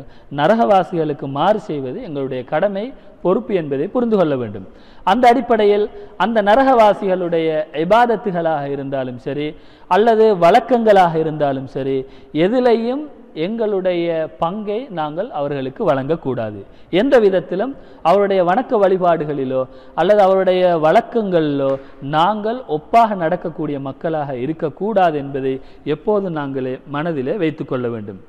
எனவே கண்ணியத்துக்குரிய சகோதரர்களே, நாங்கள் வாழக்கூடிய இந்த நாட்டினுடைய சூழலை பொறுத்த மட்டிலே அல்லாஹு ஜல்ல சுபஹானஹு வ தஆலாவுடைய சோதனையின் அடிப்படையில் காபீர்கள் செறிந்து வாழக்கூடிய ஒரு சூழலிலே வாழ்வதற்கு அல்லாஹு தாலா எங்களுக்கான ஒரு சூழல் அமைப்பை ஏற்படுத்தி வைத்திருக்கிறான். நிச்சயமாக இது ஒரு சோதனையாக இருந்து கொண்டிருக்கின்றது. எங்களை பொறுத்த மட்டிலே இப்படியான குஃபார்கள் நிறைந்த இந்த சூழலிலிருந்து ஹிஜ்ரத் செய்ய முடியாத ஒரு இக்கட்டான ஒரு நிலைமைக்கு கூட நாங்கள் தள்ளப்பட்டிருக்கிறோம். எனவே இப்படியான சூழ்நிலையிலே அகப்பட்டு சிக்கி கொண்டிருக்கக்கூடிய எங்களுக்கு ஒரு கடமை, ஒரு பொறுப்பு இருக்கிறது என்பதை நாங்கள் புரிந்து கொள்ள வேண்டும். அது என்னன்னு சொன்னால், காஃபிர்களுக்கு மத்தியில் வாழுகின்ற நேரத்தில் நாங்கள் ஏற்றிருக்கக்கூடிய இந்த தீனுடைய அம்சங்களை பாதுகாத்து கொள்வதற்கு மிகவுமே முயற்சி எடுக்கக்கூடியவர்களாக இருக்க வேண்டும். நாங்கள் ஏற்றிருக்கக்கூடிய இந்த தீனை பாதுகாப்பதற்கும் அதே மாதிரி தீனுடைய இல்மை பெற்று அதன்படி வாழ்வதற்கும் முயற்சி எடுக்கக்கூடியவர்களாக இருக்க வேண்டும். எந்த சந்தர்ப்பத்திலும் அவர்களோடு நட்பு கொள்ளாதவர்களாக, அவர்களோடு அந்யோன்யமாக நேசமாக பழகக்கூடியவர்களாக நாங்கள் ஒரு காலமும் இருக்கக்கூடாது. இந்த கடமை, இந்த பொறுப்பு எங்களுக்கு, இப்படியான நாட்டு சூழலில் வாழக்கூடிய எங்களுக்கு ஒரு கடமையாக, பொறுப்பாக இருக்கிறது என்பதை நாங்கள் புரிந்து கொள்ள வேண்டும். குர்ஆனிலே அல்லாஹு ஜல்ல சுப்ஹானஹு வ தஆலா பல இடங்களில் சூரியனை போன்று மிக தெளிவாக பல இடங்களிலே காபீர்களுக்கு ஒப்பாக நாங்கள் இருக்கக்கூடாது என்று போதனை செய்திருப்பதை நாங்கள் பல இடங்களிலே நாங்கள் பார்க்கலாம். அல்லாஹு தாலா விசுவாசிகளை பார்த்து கூறுகின்றான், விசுவாசம் கொண்டவர்களே, நீங்கள் நிராகரிக்கக்கூடிய மக்களை போன்று ஆகிவிட வேண்டாம் என்று அல்லாஹு தாலா அல் குர்ஆனிலே போதனை செய்திருப்பதை பார்க்கலாம். அதே மாதிரி அல்லாஹு தாலா சொல்கிறான், அதாவது நிராகரிக்கக்கூடிய மக்களை போன்று நீங்கள் ஆகிவிட வேண்டாம் என்று இன்னும் அல்லாஹு தாலா பல இடங்களிலே சொல்லி இருப்பதை நாங்கள் பார்க்கலாம். அதே மாதிரி எவர்களெல்லாம் அல்லாஹு தாலாவை மறந்தவர்களாக இருக்கின்றார்களோ அப்படி மறந்து வாழக்கூடிய அந்த காபீர்களை போன்று நீங்களும் ஆகிவிட வேண்டாம் என்றெல்லாம் அல்லாஹு தாலா அல் குர்ஆனிலே பல இடங்களிலே போதனை செய்திருக்கிறான். அவர்கள் தான் கெட்டவர்கள், பாவிகள் என்று கூட அல்லாஹு தாலா வர்ணித்து சொல்லியிருக்கிறான். அவர்களை போன்று நாங்கள் ஆகிவிட வேண்டாம் என்று அல்லாஹு தாலாவுடைய கட்டளை இருந்து கொண்டிருக்கிறது. இது மாதிரி பல இடங்களிலே அல்லாஹு தாலா இணை வைக்கக்கூடிய, அதே நேரத்தில் காபீர்களுக்கு ஒப்பாக நாங்கள் இருக்கக்கூடாது என்று பல இடங்களிலே அல்லாஹு தாலா எங்களுக்கு போதனை செய்திருக்கிறான் என்பதை நாங்கள் மனதிலே வைத்துக்கொள்ள வேண்டும். ரசூலுல்லாஹி ஸல்லல்லாஹு அலைஹி வஸல்லம் அவர்களும் கூட பல ஹதீஸ்களிலே இணை வைக்கக்கூடிய மக்களுக்கு ஒப்பாக இருக்க வேண்டாம் என்று எங்களுக்கு சொல்லி தந்திருக்கிறார்கள். அந்த அடிப்படையில் அப்துல்லாஹ் இப்னு அம்ர் இப்னு ஆஸ் ரலியல்லாஹு தஆலா அவர்களுடைய ஒரு சம்பவத்தை சொல்லலாம். அந்த சஹாபி மஞ்சள் நிறத்திலான 2 ஆடைகளை அணிந்து கொண்டு ரசூலுல்லாஹி ஸல்லல்லாஹு அலைஹி வஸல்லம் அவர்களிடத்திலே வருகின்றார்கள். அவரை கண்டவுடனே நபி ஸல்லல்லாஹு அலைஹி வஸல்லம் அவர்களுடைய முகம் மாறிவிடுகிறது. கடுமையாக கோபப்படுகிறார்கள். கேட்கிறார்கள், உன்னுடைய தாயா உனக்கு இந்த ஆடையை அணிய செய்தார்? இந்த ஆடையை பொறுத்த மட்டில் இது காபீர்களுடைய ஆடையாக இருந்து கொண்டிருக்கிறது. உலகத்திலே எந்த பாக்கியமும் இல்லாத நரகவாசிகளான காபீர்களுடைய ஆடையாக இந்த ஆடை இருக்கிறது என்று சொல்லி ரசூலுல்லாஹி ஸல்லல்லாஹு அலைஹி வஸல்லம் அவர்கள் காபீர்களுடைய ஆடையை அணிந்து கொண்டு வந்த அந்த சஹாபியை பார்த்து சொல்கிறார்கள். அப்போது அப்துல்லாஹ் இப்னு அம்ர் இப்னு ஆஸ் ரலியல்லாஹு தஆலா அவர்கள் நபி அவர்களிடத்திலே கேட்கிறார்கள், அல்லாஹ்வின் தூதரே, இந்த ஆடையை நான் கலட்டி விடவா என்று நபி அவர்களிடத்திலே கேட்கிறார்கள். அப்போது நபி அவர்கள் சொல்கிறார்கள், கலட்டி விடுவதல்ல, இதை எரித்து விடுங்கள் என்று ரசூலுல்லாஹி ஸல்லல்லாஹு அலைஹி வஸல்லம் அவர்கள் அந்த சஹாபியை பார்த்து சொல்கிறார்கள். இந்த ஹதீஸ் எங்களுக்கு எதனை உணர்த்து என்று பாருங்கள். காபீர்கள் அணியக்கூடிய ஆடை அந்த சஹாபி அணிந்து விட்டு வந்திருக்கிறார். ரசூல் ஸல்லல்லாஹு அலைஹி வஸல்லம் எந்த அளவுக்கு கண்டிக்கிறார்கள் என்றால், இந்த உடுப்பை நீங்கள் கலட்டி வைக்க வேணா, எரித்து விடுங்கள், சாம்பலாக்கி விடுங்கள், எந்த விதத்தில் நீங்கள் காபீர்களுக்கு ஒப்பாகிவிடக்கூடாது என்று சொல்லி நபி அவர்கள் சொல்கிறார் என்றால், ஆடை விஷயம் மாத்திரமல்ல, எல்லா விடயங்களிலும் நாங்கள் காபீர்களுக்கு முரணானவர்களாகத்தான் இருக்க வேண்டும் என்பதை இது மாதிரியான குர்ஆன் ஹதீஸ் செய்திகளிலிருந்து எங்களால் புரிந்து கொள்ள கடமைப்பட்டிருக்கின்றோம். எனவே கண்ணியத்துக்குரிய சகோதரர்களே, எந்த விதத்தில் நாங்கள் காபீர்களுக்கு ஒப்பான மக்களாக இருக்கக்கூடாது, அதே நேரத்திலே அவர்களை நேசிக்கக்கூடிய மக்களாக கூட நாங்கள் இருக்கக்கூடாது. உண்மையிலேயே அல்லாஹுவையும் மறுமை நாளையும் விசுவாசம் கொண்ட ஒரு மூமினை பொறுத்த மட்டிலே எவர்களெல்லாம் அல்லாஹ்வுக்கும் அல்லாஹ்வுடைய தூதருக்கும் விரோதிகளாக இருக்கின்றார்களோ, அல்லாஹ்வுடைய விரோதிகளாக எவர்களெல்லாம் காணப்படுகின்றார்களோ, அந்த விரோதிகளோடு நட்பு கொள்ளக்கூடியவர்களாக ஒரு காலமும் அல்லாஹ்வையும் மறுமை நாளையும் விசுவாசம் கொண்டவர்கள் இருக்க மாட்டார்கள்.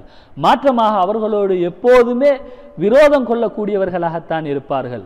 அவர்கள் அப்படியான விரோதிகள், அல்லாஹ்வுடைய விரோதி, அல்லாஹ்வோடு பகைமை பாராட்டக்கூடிய அந்த காபீர்கள், அது தந்தையாக இருந்தாலும் சரி, அல்லது தன்னுடைய புதல்வனாக இருந்தாலும் சரி, அல்லது குடும்பத்தில் உள்ள எந்த உறுப்பினராக இருந்தாலும் சரி, யாராக இருந்தாலும் அல்லாஹ்வுடைய விரோதியாக இருந்தால் நிச்சயமாக அல்லாஹ்வை மறுமை நாளை விசுவாசம் கொண்டவர் நட்பு கொள்ளாதவராகத்தான் இருப்பான் என்ற அடிப்படையை கூட அல்லாஹு தஆலா அல் குர்ஆனில் எங்களுக்கு தெளிவுபடுத்துகிறான். என்றால் எந்த அளவுக்கு நாங்கள் எங்களுடைய தந்தையாக இருந்தாலும் கூட அவர் காபிராக இருந்தால் அவரோடு நட்பு கொள்ள இயலாதென்றால் நாங்கள் எந்த அடிப்படையை வைத்து எங்களுக்கு எந்த உறவு முறையும் இல்லாமல் இருக்கின்ற காபீர்களோடு நட்பு கொள்ள முடியும் என்பதை சிந்திப்பதற்கு நாங்கள் கடமைப்பட்டிருக்கிறோம். எனவே கண்ணியத்துக்குரிய சகோதரர்களே, எங்களுடைய இந்த மார்க்கத்தை பொறுத்த மட்டிலே காபீர்களுடைய விஷயத்திலே எல்லா அடிப்படையிலையும் நாங்கள் அவர்களுக்கு மாற்றம் செய்யுமாறு தான் எங்களுடைய மார்க்கம் எங்களுக்கு போதனை செய்திருக்கின்றது. அந்த அடிப்படையில் எந்த அடிப்படையிலையும் நாங்கள் அவர்களோடு ஒப்பாக அவர்களை போன்று நாங்கள் நடந்து கொள்ளாமல் இருக்க வேண்டும் என்பதை என்ற கடமையை நாங்கள் புரிந்து கொள்ள வேண்டும். ரசூலுல்லாஹி ஸல்லல்லாஹு அலைஹி வஸல்லம் அவர்கள் காபீர்களுக்கு ஒப்பாக இருப்பது தொடர்பாக பல போதனைகளை எங்களுக்கு சொல்லி தந்திருக்கிறார்கள். உதாரணமாக சில ஹதீஸ்களை சொல்லலாம். ஷத்தாத் இப்னு அவுஸ் ரலியல்லாஹு தஆலா அவருடைய ஹதீஸை பாருங்கள். சஹீஹ் எனக்கூடிய தரத்திலே பதிவான ஹதீஸ். நபி அவர்கள் சொல்கிறார்கள், அதாவது நீங்கள் நீங்கள் அதாவது செருப்புடைய விஷயத்திலே, செருப்போடு தொழுகின்ற விடயத்திலே ரசூலுல்லாஹி ஸல்லல்லாஹு அலைஹி வஸல்லம் சொல்கிறார்கள், நீங்கள் யூதர்களுக்கு ஒப்பாக நீங்கள் இருக்க வேண்டாம். யூதர்களை பொறுத்தமட்டிலே அவர்கள் அவருடைய இபாதத்தை செய்கின்ற நேரத்திலே செருப்பு அணியாத நிலையிலே தான் அவர்கள் இபாதத் செய்கிறார்கள். நீங்கள் அவர்களுக்கு மாற்றம் செய்யுங்கள், நீங்கள் செருப்பு அணிந்த நிலையிலே உங்களுடைய தொழுகையை தொழுங்கள் என்று ரசூலுல்லாஹி ஸல்லல்லாஹு அலைஹி வஸல்லம் சொல்கிறார்கள். பாருங்கள், தொழுகையுடைய விடயத்திலே யூதர்களுக்கு மாற்றம் செய்யுமாறு நபி அவர்கள் சொல்லி இருப்பதை நாங்கள் பார்க்கலாம். அதே மாதிரி அபூ ஹுரைரா ரலியல்லாஹு அன்ஹு அறிவிக்கக்கூடிய முஸ்லிம் கிரந்தத்திலே பதிவான இந்த ஹதீஸை பாருங்கள். நபி அவர்கள் சொல்கிறார்கள், மஜூசிகளான நெருப்பு வணங்கிகளுக்கு நீங்கள் மாறு செய்யுங்கள். அவர்கள் மீசையை வளர விடுகிறார்கள், தாடியை கத்தரிக்கின்றார்கள். நீங்கள் அதற்கு மாற்றமாக உங்களுடைய மீசையை கத்தரியுங்கள், தாடியை வளர விடுங்கள் என்று நபி ஸல்லல்லாஹு அலைஹி வஸல்லம் அவர்கள் சொல்கிறார்கள். பாருங்கள் எந்த அளவுக்கு மஜூசிகளுக்கு மாற்றம் செய்யுமாறு ரசூலுல்லாஹ் சொல்கிறார்கள். அதே மாதிரி முஷ்ரிக்குகளுக்கு மாற்றம் செய்வது தொடர்பாக இப்னு உமர் ரலியல்லாஹு தஆலா அன்ஹுமா அவர்கள் அறிவிக்கக்கூடிய ஹதீஸிலே நபி அவர்கள் என்ன சொல்கிறார் என்றால், முஷ்ரிக்குகளுக்கு நீங்கள் மாற்றம் செய்யுங்கள், அவர்களுக்கு மாற்றம் செய்யும் முகமாக உங்களுடைய தாடிகளை நீங்கள் வளர விடுங்கள், மீசையை கத்தரியுங்கள் என்று ரசூலுல்லாஹி ஸல்லல்லாஹு அலைஹி வஸல்லம் சொல்கிறார்கள். அதே மாதிரி இன்னொரு ஹதீஸை பாருங்கள், நீங்கள் யூத நசாராக்களுக்கு மாற்றம் செய்யுங்கள், அவர்களுடைய முடி நரைத்தால் அவர்களுடைய அந்த நரையை மறைப்பதற்காக வேண்டி அவர்கள் அதற்கு சாயம் பூச மாட்டார்கள். ஆனால் நீங்கள் யூத நசாராக்களுக்கு மாற்றம் செய்யும் முகமாக உங்களுடைய முடி நரைக்கின்ற நேரத்தில் அதற்கு சாயம் பூசுங்கள் என்று ரசூல் ஸல்லல்லாஹு அலைஹி வஸல்லம் அவர்கள் சொல்லியிருப்பேனால் பார்க்கலாம். இது மாதிரி பல ஹதீஸ்களை பார்க்கலாம். காபீர்களுக்கு, அது யூதர்களாக இருக்கலாம், கிறிஸ்தவர்களாக இருக்கலாம், அல்லது முஷ்ரிக்குகளாக இருக்கலாம், அல்லது நெருப்பு வணங்கியலாக இருக்கலாம், யாராக இருந்தாலும் அனைவருக்கு நீங்கள் மாற்றம் செய்யுங்கள் என்று ரசூல் ஸல்லல்லாஹு அலைஹி வஸல்லம் சொல்லியிருப்பதை பார்க்கலாம். தொழுகையுடைய விடயங்கள் சம்பந்தமாக சொல்லப்பட்ட போதனைகளை பாருங்கள். ஜகாத்துடைய, அதே மாதிரி நோன்புடைய, அதே மாதிரி நோன்பு திறப்பதோடு சம்பந்தப்பட்ட விடயங்களோடு சம்பந்தப்பட்ட நபி அவர்கள் சொன்ன ஹதீஸ்களை நாங்கள் எடுத்து பார்த்தால் எல்லா செய்திகளிலேயும் நபி ஸல்லல்லாஹு அலைஹி வஸல்லம் அவர்கள் காபீர்களுக்கு, முஷ்ரிக்குகளுக்கு மாற்றம் செய்யுமாறு தான் எங்களுக்கு கட்டளையிட்டிருப்பதை நாங்கள் பார்க்கலாம். எனவே இப்படியான போதனைகள் அனைத்தையும் தொகுத்து இப்னு தைமியா ரஹிமஹுல்லாஹ் அவர்கள் இக்திதாஉ ஸிராத்துல் முஸ்தகீம் எனக்கூடிய தன்னுடைய நூலிலே காபீர்களுக்கு மாற்றம் செய்வது தொடர்பாக அழகான ஒரு தொகுப்பை அந்த நூலிலே எங்களுக்கு வழங்கி இருக்கிறார்கள். அந்த நூலை படிப்பது, வாசிப்பது எங்களுடைய கடமை, பொறுப்பு என்பதை நாங்கள் புரிந்து கொள்ள வேண்டும். இந்த நூல் மூலமாக பல உலமாக்கள், பலர்களும் பல பிரயோசனம் பெற்றிருக்கிறார்கள். அந்த உலமாக்களுடைய வரிசையிலே தான் முஹம்மது இப்னு அப்துல் வஹாப் ரஹிமஹுல்லாஹ் அவர்களை குறிப்பிடலாம். அவர்களுடைய நூலான மசாயிலுல் ஜாஹிலியா எனக்கூடிய நூலை பொறுத்தமட்டிலே இக்திதாஉ ஸிராத்துல் முஸ்தகீம் எனக்கூடிய இந்த நூலிலிருந்து பிரயோசனம் பெற்று எழுதப்பட்ட ஒரு நூல் தான் மசாயிலுல் ஜாஹிலியா எனக்கூடிய நூலாக இருந்து கொண்டிருக்கின்றது. எனவே இப்படி காபீர்களுக்கு மாற்றம் செய்வது எவ்வளவு கடமை, பொறுப்பு என்பதை நாங்கள் புரிந்து கொள்ள வேண்டும். அவைகளை உணர்ந்துதான் உலமாக்கள் இப்படியான நூட்களை எழுதி எங்களுக்கு இது விஷயத்திலே மிக பக்குவமாக இருக்குமாறு எங்களுக்கு கட்டளையிட்டு இருக்கிறார் என்பதை நாங்கள் புரிந்து கொள்ள வேண்டும். எனவே இதுதான் மார்க்கத்துடைய அடிப்படை நோக்கமாக இருந்து கொண்டிருக்கின்றது. மார்க்கத்தை பொறுத்தமட்டிலே எவைகளெல்லாம் நல்ல சீர்திருத்த விடயங்களாக காணப்படுகின்றனவோ அவைகளை மார்க்கம் எங்களுக்கு காட்டி தந்திருக்கின்றது. அது மாதிரி எவைகளெல்லாம் சீர்கெடுக்கக்கூடியவைகளாக, ஃபசாதை ஏற்படுத்தக்கூடியவைகளாக காணப்படுகின்றனோ அவைகளையும் மார்க்கம் எங்களுக்கு இனம் காட்டியிருக்கின்றது.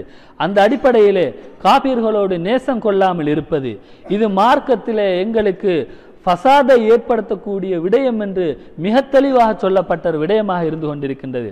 அதே நேரத்திலே ஃபசாதை தூய்மையாக உண்டு பண்ணக்கூடிய ஒரு காரியமாக அல்லாஹ் மார்க்கம் எங்களுக்கு காட்டித்தந்த விடயம்தான் அவர்களுக்கு ஒப்பாக நடந்து கொள்ளக்கூடிய விடயமாக இருக்கிறது.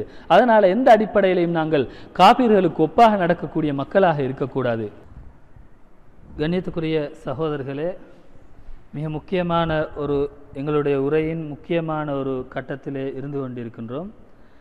அதனால் சற்று பொறுமையாக இருந்து நாங்கள் சொல்கின்ற விடயங்களை மிக கவனமாக கேட்டுக்கொள்ளுங்கள். எனவே கண்ணியத்துக்குரிய சகோதரர்களே, அல்லாஹு ஜல்ல சுப்ஹானஹு வ தஆலாவுடைய சோதனையுடைய ஒரு கட்டம்தான் இன்றைக்கு எங்களுடைய முஸ்லீம்களுக்கு மத்தியில் காணப்படுகின்ற பலர்கள் மடமைத்தனமான ஒரு போக்கிலே வாழ்ந்து கொண்டு இருக்கின்றார்கள். அது என்ன விடயம் என்றால், காபீர்களுடைய பெருநாள் தினங்களின் போது அல்லது அவர்களுடைய விசேஷமான தினங்களின் போது அவர்களுடைய அந்த பெருநாள் நிகழ்வுகளில் கலந்து கொள்ளக்கூடிய ஒரு நிலைப்பாடை இன்றைக்கு எங்களுடைய முஸ்லீம்களுக்கு மத்தியில் காணப்படுகின்றது. நிச்சயமாக இது ஒரு மடமைத்தனமான ஒரு செயல் என்பதை புரிந்து கொள்ள வேண்டும். இப்படியான காபீர்களுடைய நிகழ்வுகளில் பெருநாள்களில் கலந்து கொள்ளக்கூடியவர்கள் எப்படியான ஒரு நம்பிக்கையில் அவர்கள் கலந்து கொள்கிறார்கள் என்றால், அவர்களிடத்தில் ஏன் நீங்கள் இப்படியான காபீர்களுடைய பெருநாள்களில் கலந்து கொள்கிறீர்கள் என்று கேட்டால், அவர்கள் சொல்கிறார்கள், இவ்வாறு கலந்து கொள்வதன் மூலம் அந்த காபீர்களினால் ஏற்பட இருக்கின்ற தீங்குகளில் இருந்து எங்களை பாதுகாத்து கொள்ளலாம். அதே மாதிரி காபீர்களுடைய உள்ளத்திலே எங்களை பற்றி ஒரு திருப்தியை ஏற்படுத்தலாம். அதே மாதிரி காபீர்களுடைய இப்படியான நிகழ்வுகளில் நாங்கள் கலந்து கொண்டால் அவர்கள் எங்களோடு நேசம் கொள்வார்கள். அதே நேரத்தில் நாங்கள் அவர்களுடைய பெருநாள் நிகழ்வுகளில் கலந்து கொண்டால், அவர்கள் செய்யக்கூடிய இந்த நிகழ்வுகளை போன்று நாங்களும் செய்தால், இஸ்லாமியர்களுடைய பரந்த மனப்பான்மையை, அவர்களுடைய நல்ல குணாதிசயங்களை காபீர்கள் புரிந்து கொள்வார்கள். அதனால்தான் நாங்கள் காபீர்களுடைய விழாக்களிலே பெருநாள்களிலே நாங்கள் கலந்து கொள்கின்றோம் என்று சொல்லி ஈடுபடக்கூடிய மடமைத்தனமான போக்குடைய முஸ்லீம்களை இன்றைக்கு நாங்கள் பார்க்கிறோம். உண்மையிலேயே அவர்களுடைய இந்த வார்த்தை மிகவும் மடமைத்தனமான ஒரு வார்த்தை. இவருடைய வார்த்தையை பொறுத்த மட்டிலே சத்தியத்தை விட்டும் ஹக்கை விட்டும் மிகவும் தூரமான ஒரு வார்த்தையாக இருந்து கொண்டிருக்கிறது என்பதில் எந்தவித சந்தேகம் கிடையாது. அவர்கள் சொல்கின்ற இந்த சாட்டுப்போக்குகளுக்கும் அவர்களுடைய அந்த நடவடிக்கைகளுக்கும் எந்த விதத்திலும் மார்க்கத்தில் அனுமதி இல்லை என்பதை நாங்கள் புரிந்து கொள்ள வேண்டும். இப்படியான சாட்டுப்போக்குகளை கூறி இன்றைய காலத்திலே எங்களோட முஸ்லீம்கள் காபீர்களுடைய விழாக்களிலே பங்கேற்கின்றார்கள். அப்படியான பங்கேற்புகளில் ஒன்றுதான் பௌத்தர்களோடு இணைந்து அவர்களுடைய தன்சல் எனக்கூடிய அந்த விருந்து உபசாரம், அதாவது நன்மையை நாடி செய்கின்ற அந்த உபசாரத்தை எங்கட முஸ்லீம்களும் செய்கின்றார்கள். எங்கட முஸ்லீம்கள் பள்ளிவாசல்கள் நிர்வாக ரீதியாக அல்லது ஊர் மக்கள் ஒன்று சேர்ந்து இன்றைக்கு எங்களுடைய முஸ்லீம்களும் காபீர்கள் தன்சல் கொடுக்கின்ற நேரத்தில் எங்களுடைய முஸ்லீம்களும் அப்படியான ஒரு நிகழ்வை மேற்கொள்ளக்கூடியவர்களாக இருக்கின்றார்கள். அவர்கள் எப்படி பாதையிலே சொல்லக்கூடியவர்களுக்கு இலவசமாக உணவுகளை கொடுக்கின்றார்களோ அதே மாதிரி எங்கட முஸ்லீம்களும் பாதையிலே சொல்லக்கூடியவர்களுக்கு தன்சல் கொடுக்கக்கூடியவர்களாக இருக்கிறார்கள். அதே நேரத்தில் தங்களுடைய தன்சல் நிகழ்வுகளில் காபீர்களையும் கலந்து கொள்வதற்கு முயற்சியும் எடுக்கக்கூடியவர்களாக இருக்கின்றார்கள். இது மாத்திரமல்ல, இப்படியான இந்த தன்சல் நிகழ்வை அவர்கள் பௌத்தர்களுடைய வெசாக் தினங்களின் போது, வெசக் தினம் போதும் அதே மாதிரி தோரணை எனக்கூடிய அவர்களுடைய அந்த நிகழ்வுகளின் போதும் அவர்கள் மேற்கொள்ளக்கூடியவர்களாக இருக்கின்றார்கள். நிச்சயமாக இது மடமைத்தனமான ஒரு செயல் என்பதிலே எந்தவித சந்தேகம் கிடையாது. மடமைத்தனமானது தான், அதே நேரத்திலே பாவச் செயலாகவும் அல்லாஹ்வுக்கு மாற்றம் செய்யக்கூடிய ஒரு செயலாகவும் இருக்கிறது என்பதை நாங்கள் புரிந்து கொள்ள வேண்டும். அதே நேரத்தில் பாவமான காரியத்துக்கும் அத்துமீறக்கூடிய காரியத்துக்கும் ஒத்தருக்கொத்தர் உதவியாக இருக்கக்கூடிய ஒரு காரியமாகவும் இந்த காரியம் இருக்கிறது என்பதை நாங்கள் புரிந்து கொள்ள வேண்டும். இதனை முழுமையாக அல்லாஹு ஜல்ல சுப்ஹானஹு வ தஆலா எங்களுக்கு ஹராமாக்கி இருக்கிறான் என்பதை நாங்கள் புரிந்து கொள்ள வேண்டும். இப்படியான விடயங்களை தெளிவுபடுத்தும் முகமாகத்தான், இப்படியான காரணங்களை சொல்லி காபீர்களுடைய விழாக்களிலே பங்கு கொள்வதை தடுக்கும் முகமாகத்தான் இப்னு தைமியா ரஹிமஹுல்லாஹ் அவர்கள் இக்திதா உஸ்-சிராத்துல் முஸ்தகீம் எனக்கூடிய நூலை தொகுத்திருக்கிறார் என்பதை புரிந்து கொள்ள வேண்டும். இப்னு தைமியா ரஹிமஹுல்லாஹ் அவரிடத்திலே காபீர்களுடைய விழாக்களிலே கலந்து கொள்ள முடியுமா என்பது தொடர்பாக ஒரு கேள்வி கேட்கப்பட்ட நேரத்தில் அந்த கேள்விக்கு பதிலாகத்தான் இந்த புத்தகத்தை எழுதினார்கள் என்பதை நாங்கள் புரிந்து கொள்ள வேண்டும்.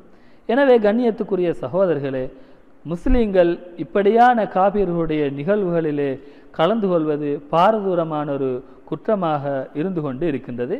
அவ்வாறு கலந்து கொள்வது அவர்களுக்கு ஒப்பாகக்கூடிய காரியமாகவும் அவர்கள் ஈடுபட்டு கொண்டிருக்கக்கூடிய குஃபருடைய அதே நேரத்தில் பாவமான காரியங்களுக்கு துணை போகக்கூடிய அல்லது ஒத்துழைப்பு வழங்கக்கூடிய ஒரு காரியமாகவும் அது இருக்கிறது என்பதை நாங்கள் புரிந்து கொள்ள வேண்டும். உண்மையிலேயே உண்மையான மூமீன்களை பொறுத்த மட்டிலே அல்லாஹு ஜல்ல சுப்ஹானஹு வ தஆலா அல் குர்ஆனிலே கூறக்கூடிய பிரகாரம் அவர்கள் என்றென்றும் குஃப்ரை வெறுக்கக்கூடியவர்களாகவும் அதே மாதிரி பாவமான காரியங்கள் அல்லாஹ்வுக்கு மாறு செய்யக்கூடிய காரியங்களை வெறுக்கக்கூடியவர்களாகத்தான் இருப்பார்கள். அவர்கள்தான் நேரான பாதையில் இருக்கக்கூடியவர்களாகவும் இருப்பார்கள் என்று அல்லாஹு தாலா கூறுகிறார். அல்லாஹு தாலாவுடைய கணிப்பீட்டின் அடிப்படையில் நேரான பாதையில் இருக்கக்கூடிய மக்களை பொறுத்த மட்டிலே அவர்கள் எப்போதும் குஃபரையும் பாவமான காரியங்களையும் அல்லாஹுக்கு மாற்றம் செய்யக்கூடிய காரியங்களையும் வெறுக்கக்கூடியவர்களாக இருப்பார்கள் என்று கூட அல்லாஹு தாலா அல் குர்ஆனிலே வர்ணித்து கூறுவதனால் பார்க்கலாம். எனவே அப்படியான மக்களாகத்தான் நாங்கள் இருப்பதற்கு முயற்சி செய்யணுமே ஒழிய மாற்றமாக முன்பு சொல்லப்பட்ட அந்த காரணங்களை காட்டி காபீர்களை திருப்திப்படுத்தக்கூடிய விதத்திலே நடந்து கொள்வதை நாங்கள் என்றென்றும் தவிர்த்து கொள்ள வேண்டும். உண்மையிலேயே இவர்கள் மேற்கொள்ளக்கூடிய இந்த காரியத்திற்கு சொல்லக்கூடிய பிரதானமான காரணம் என்ன என்றால், நாங்கள் காபீர்களுடைய இந்த நிகழ்வுகளை கலந்து கொண்டு அவர்களை போன்று நாங்கள் இவ்வாறு செய்தால் அவர்களால் வரக்கூடிய தீங்குகளில் இருந்து எங்களை பாதுகாத்து கொள்ளலாம், அவர்கள் எங்களுக்கு எந்த கெடுதியும் செய்ய மாட்டார்கள், இப்படியான ஒரு பாதுகாப்பு கிடைக்கும், அதனால் தான் நாங்கள் இதனை செய்கிறோம் என்று அவர்கள் சொல்கிறார்கள்.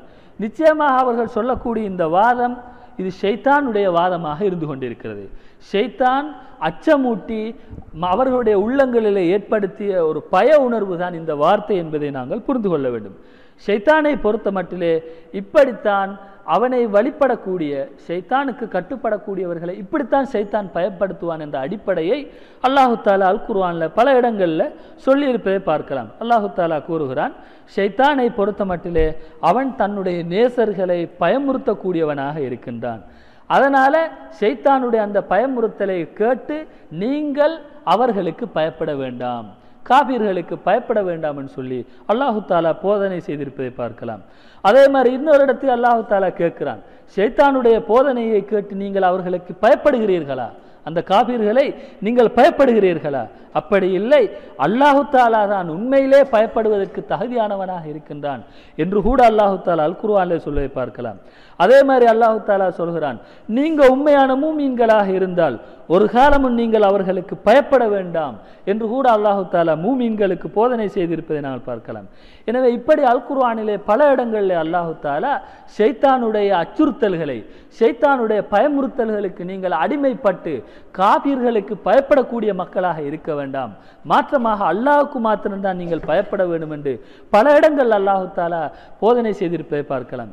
எனவே கண்ணியத்துக்குரிய சகோதரர்களே, ஷைத்தானை பொறுத்த மட்டிலே அவன் எப்போதும் தன்னுடைய அடியார்களுக்கு அடியார்களுடைய உள்ளத்திலே காபீர்களை பற்றி ஒரு கௌரவ உணர்வை ஏற்படுத்துவான், காபிர்களை பற்றி ஒரு பயனுணர்வை எப்போதும் ஏற்படுத்தக்கூடியவனாகத்தான் ஷைத்தான் இருப்பான் என்ற அடிப்படைகளை இந்த குர்ஆன் வசனங்களிலிருந்து எங்களால் புரிந்து கொள்ளலாம்.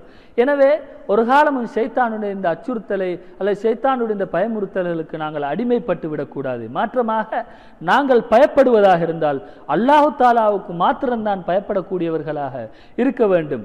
அல்லாஹு தாலா மூமின்களை பார்த்து சொன்ன ஒரு வார்த்தை என்னன்னு சொன்னால், அதாவது காபீர்கள் மூமின்களை தாக்க வருகிறார்கள் என்ற ஒரு உணர்வை ஷைத்தான் மூமின்களுக்கு ஏற்படுத்துகின்ற நேரத்திலே அல்லாஹு தாலா மூமின்களை எப்படி நெறிப்படுத்துகிறான்னு சொன்னால், நீங்கள் சொல்லுங்கள், அதாவது உங்களுக்கு அல்லாஹு தாலா தான் போதுமானவனாக இருக்கிறான், பொறுப்பு சாட்டுவதற்கு மிக தகுதியானவனாக பொருத்தமானவனாக அல்லாஹ் இருக்கிறான் என்று மூமின்களை நெறிப்படுத்திய வரலாறை நாங்கள் குர்ஆனிலே பார்க்கிறோம். ஷைத்தான் பயமுறுத்துகின்ற நேரத்தில் கூட அல்லாஹ்வை தான் நீங்கள் பயப்பட வேண்டும், அல்லாஹ்விடத்தில் தான் நீங்கள் பொறுப்பு சாட்ட வேண்டும் என்று நெருப்படுத்தி இருப்பதை நாங்கள் குர்ஆனிலே பார்க்கிறோம். அதே மாதிரி அல்லாஹு தாலாவை பொறுத்த மட்டிலே அவன் தான் அடியார்களுக்கு மிகவும் போதுமானவனாக இல்லையா என்று கூட அல்லாஹு தாலா குர்ஆனிலே வினா தொடுப்பதை நாங்கள் பார்க்கலாம். அதனால நாங்கள் பயப்படுவதற்கு தகுதி அவன் அல்லாஹு தாலா ஒருவன் என்ற அடிப்படையை நாங்கள் புரிந்து கொள்ள வேண்டும். எனவே எங்களுடைய கடமை என்ன என்றால், நாங்கள் படைக்கப்பட்ட நோக்கத்தை புரிந்து கொள்ள வேண்டும். என்ன நோக்கம் என்றால், நாங்கள் அல்லாஹு தாலாவை மாத்திரம் இபாதத் செய்வதற்கு கடமைப்பட்டிருக்கின்றோம், அவனை மாத்திரம்தான் நாங்கள் பயப்பட வேண்டும், அவன் அல்லாத யாரையும் ஒரு காலமும் நாங்கள் பயப்படக்கூடாது என்ற அடிப்படையை நாங்கள் எப்போதுமே நாங்கள் மனதிலே வைத்துக் கொள்ள வேண்டும். அதே நேரத்திலே குஃபார்களை பொறுத்த மட்டிலே கண்ணியத்துக்குரிய சகோதரர்களே, எங்களோட நாட்டில் வாழக்கூடிய முஸ்லீம்களை பொறுத்த மட்டிலே தொன்று தொட்டு ஆதிகாலம் தொட்டு குஃபார்களோடு சேர்ந்து வாழக்கூடிய முஸ்லீம்களாகத்தான் எங்களோட முஸ்லீம்களை நாங்கள் பார்க்கிறோம். ஆனால் நாங்கள் அறிந்த விதத்திலே எங்களுடைய பழைய முஸ்லீம்களை நாங்கள் எடுத்து பார்க்கின்ற நேரத்திலே இன்றைய காலத்திலேயே முஸ்லீம்கள் காபீர்களோடு இணங்கி போற மாதிரி, அவர்களோடு ஒப்பாகி போற அளவுக்கு ஆரம்பகால முஸ்லிம்கள் இருந்து இல்லை என்பதை நாங்கள் வரலாறுகளை பார்க்கின்ற நேரத்தில் புரிந்து கொள்ளலாம். அவர்களை பொறுத்த மட்டிலே காபிரோடு இந்த மத நிகழ்வுகளை கலந்து கொள்வது இது விஷயத்திலே வெட்கப்படக்கூடியவர்களாக ஆரம்பகால முஸ்லீம்கள் இருந்திருப்பதை நாம் பார்க்கிறோம்.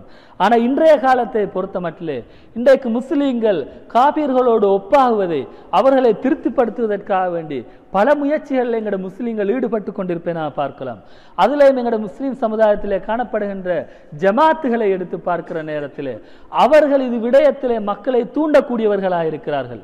தப்லீக் ஜமாத்தாக இருக்கலாம், அல்லது இஹ்வானுல் முஸ்லிமீன் எனக்கூடிய ஜமாத்தாக இருக்கலாம், அல்லது ஜமாத்துல் இஸ்லாம் எனக்கூடிய அமைப்பாக இருக்கலாம்.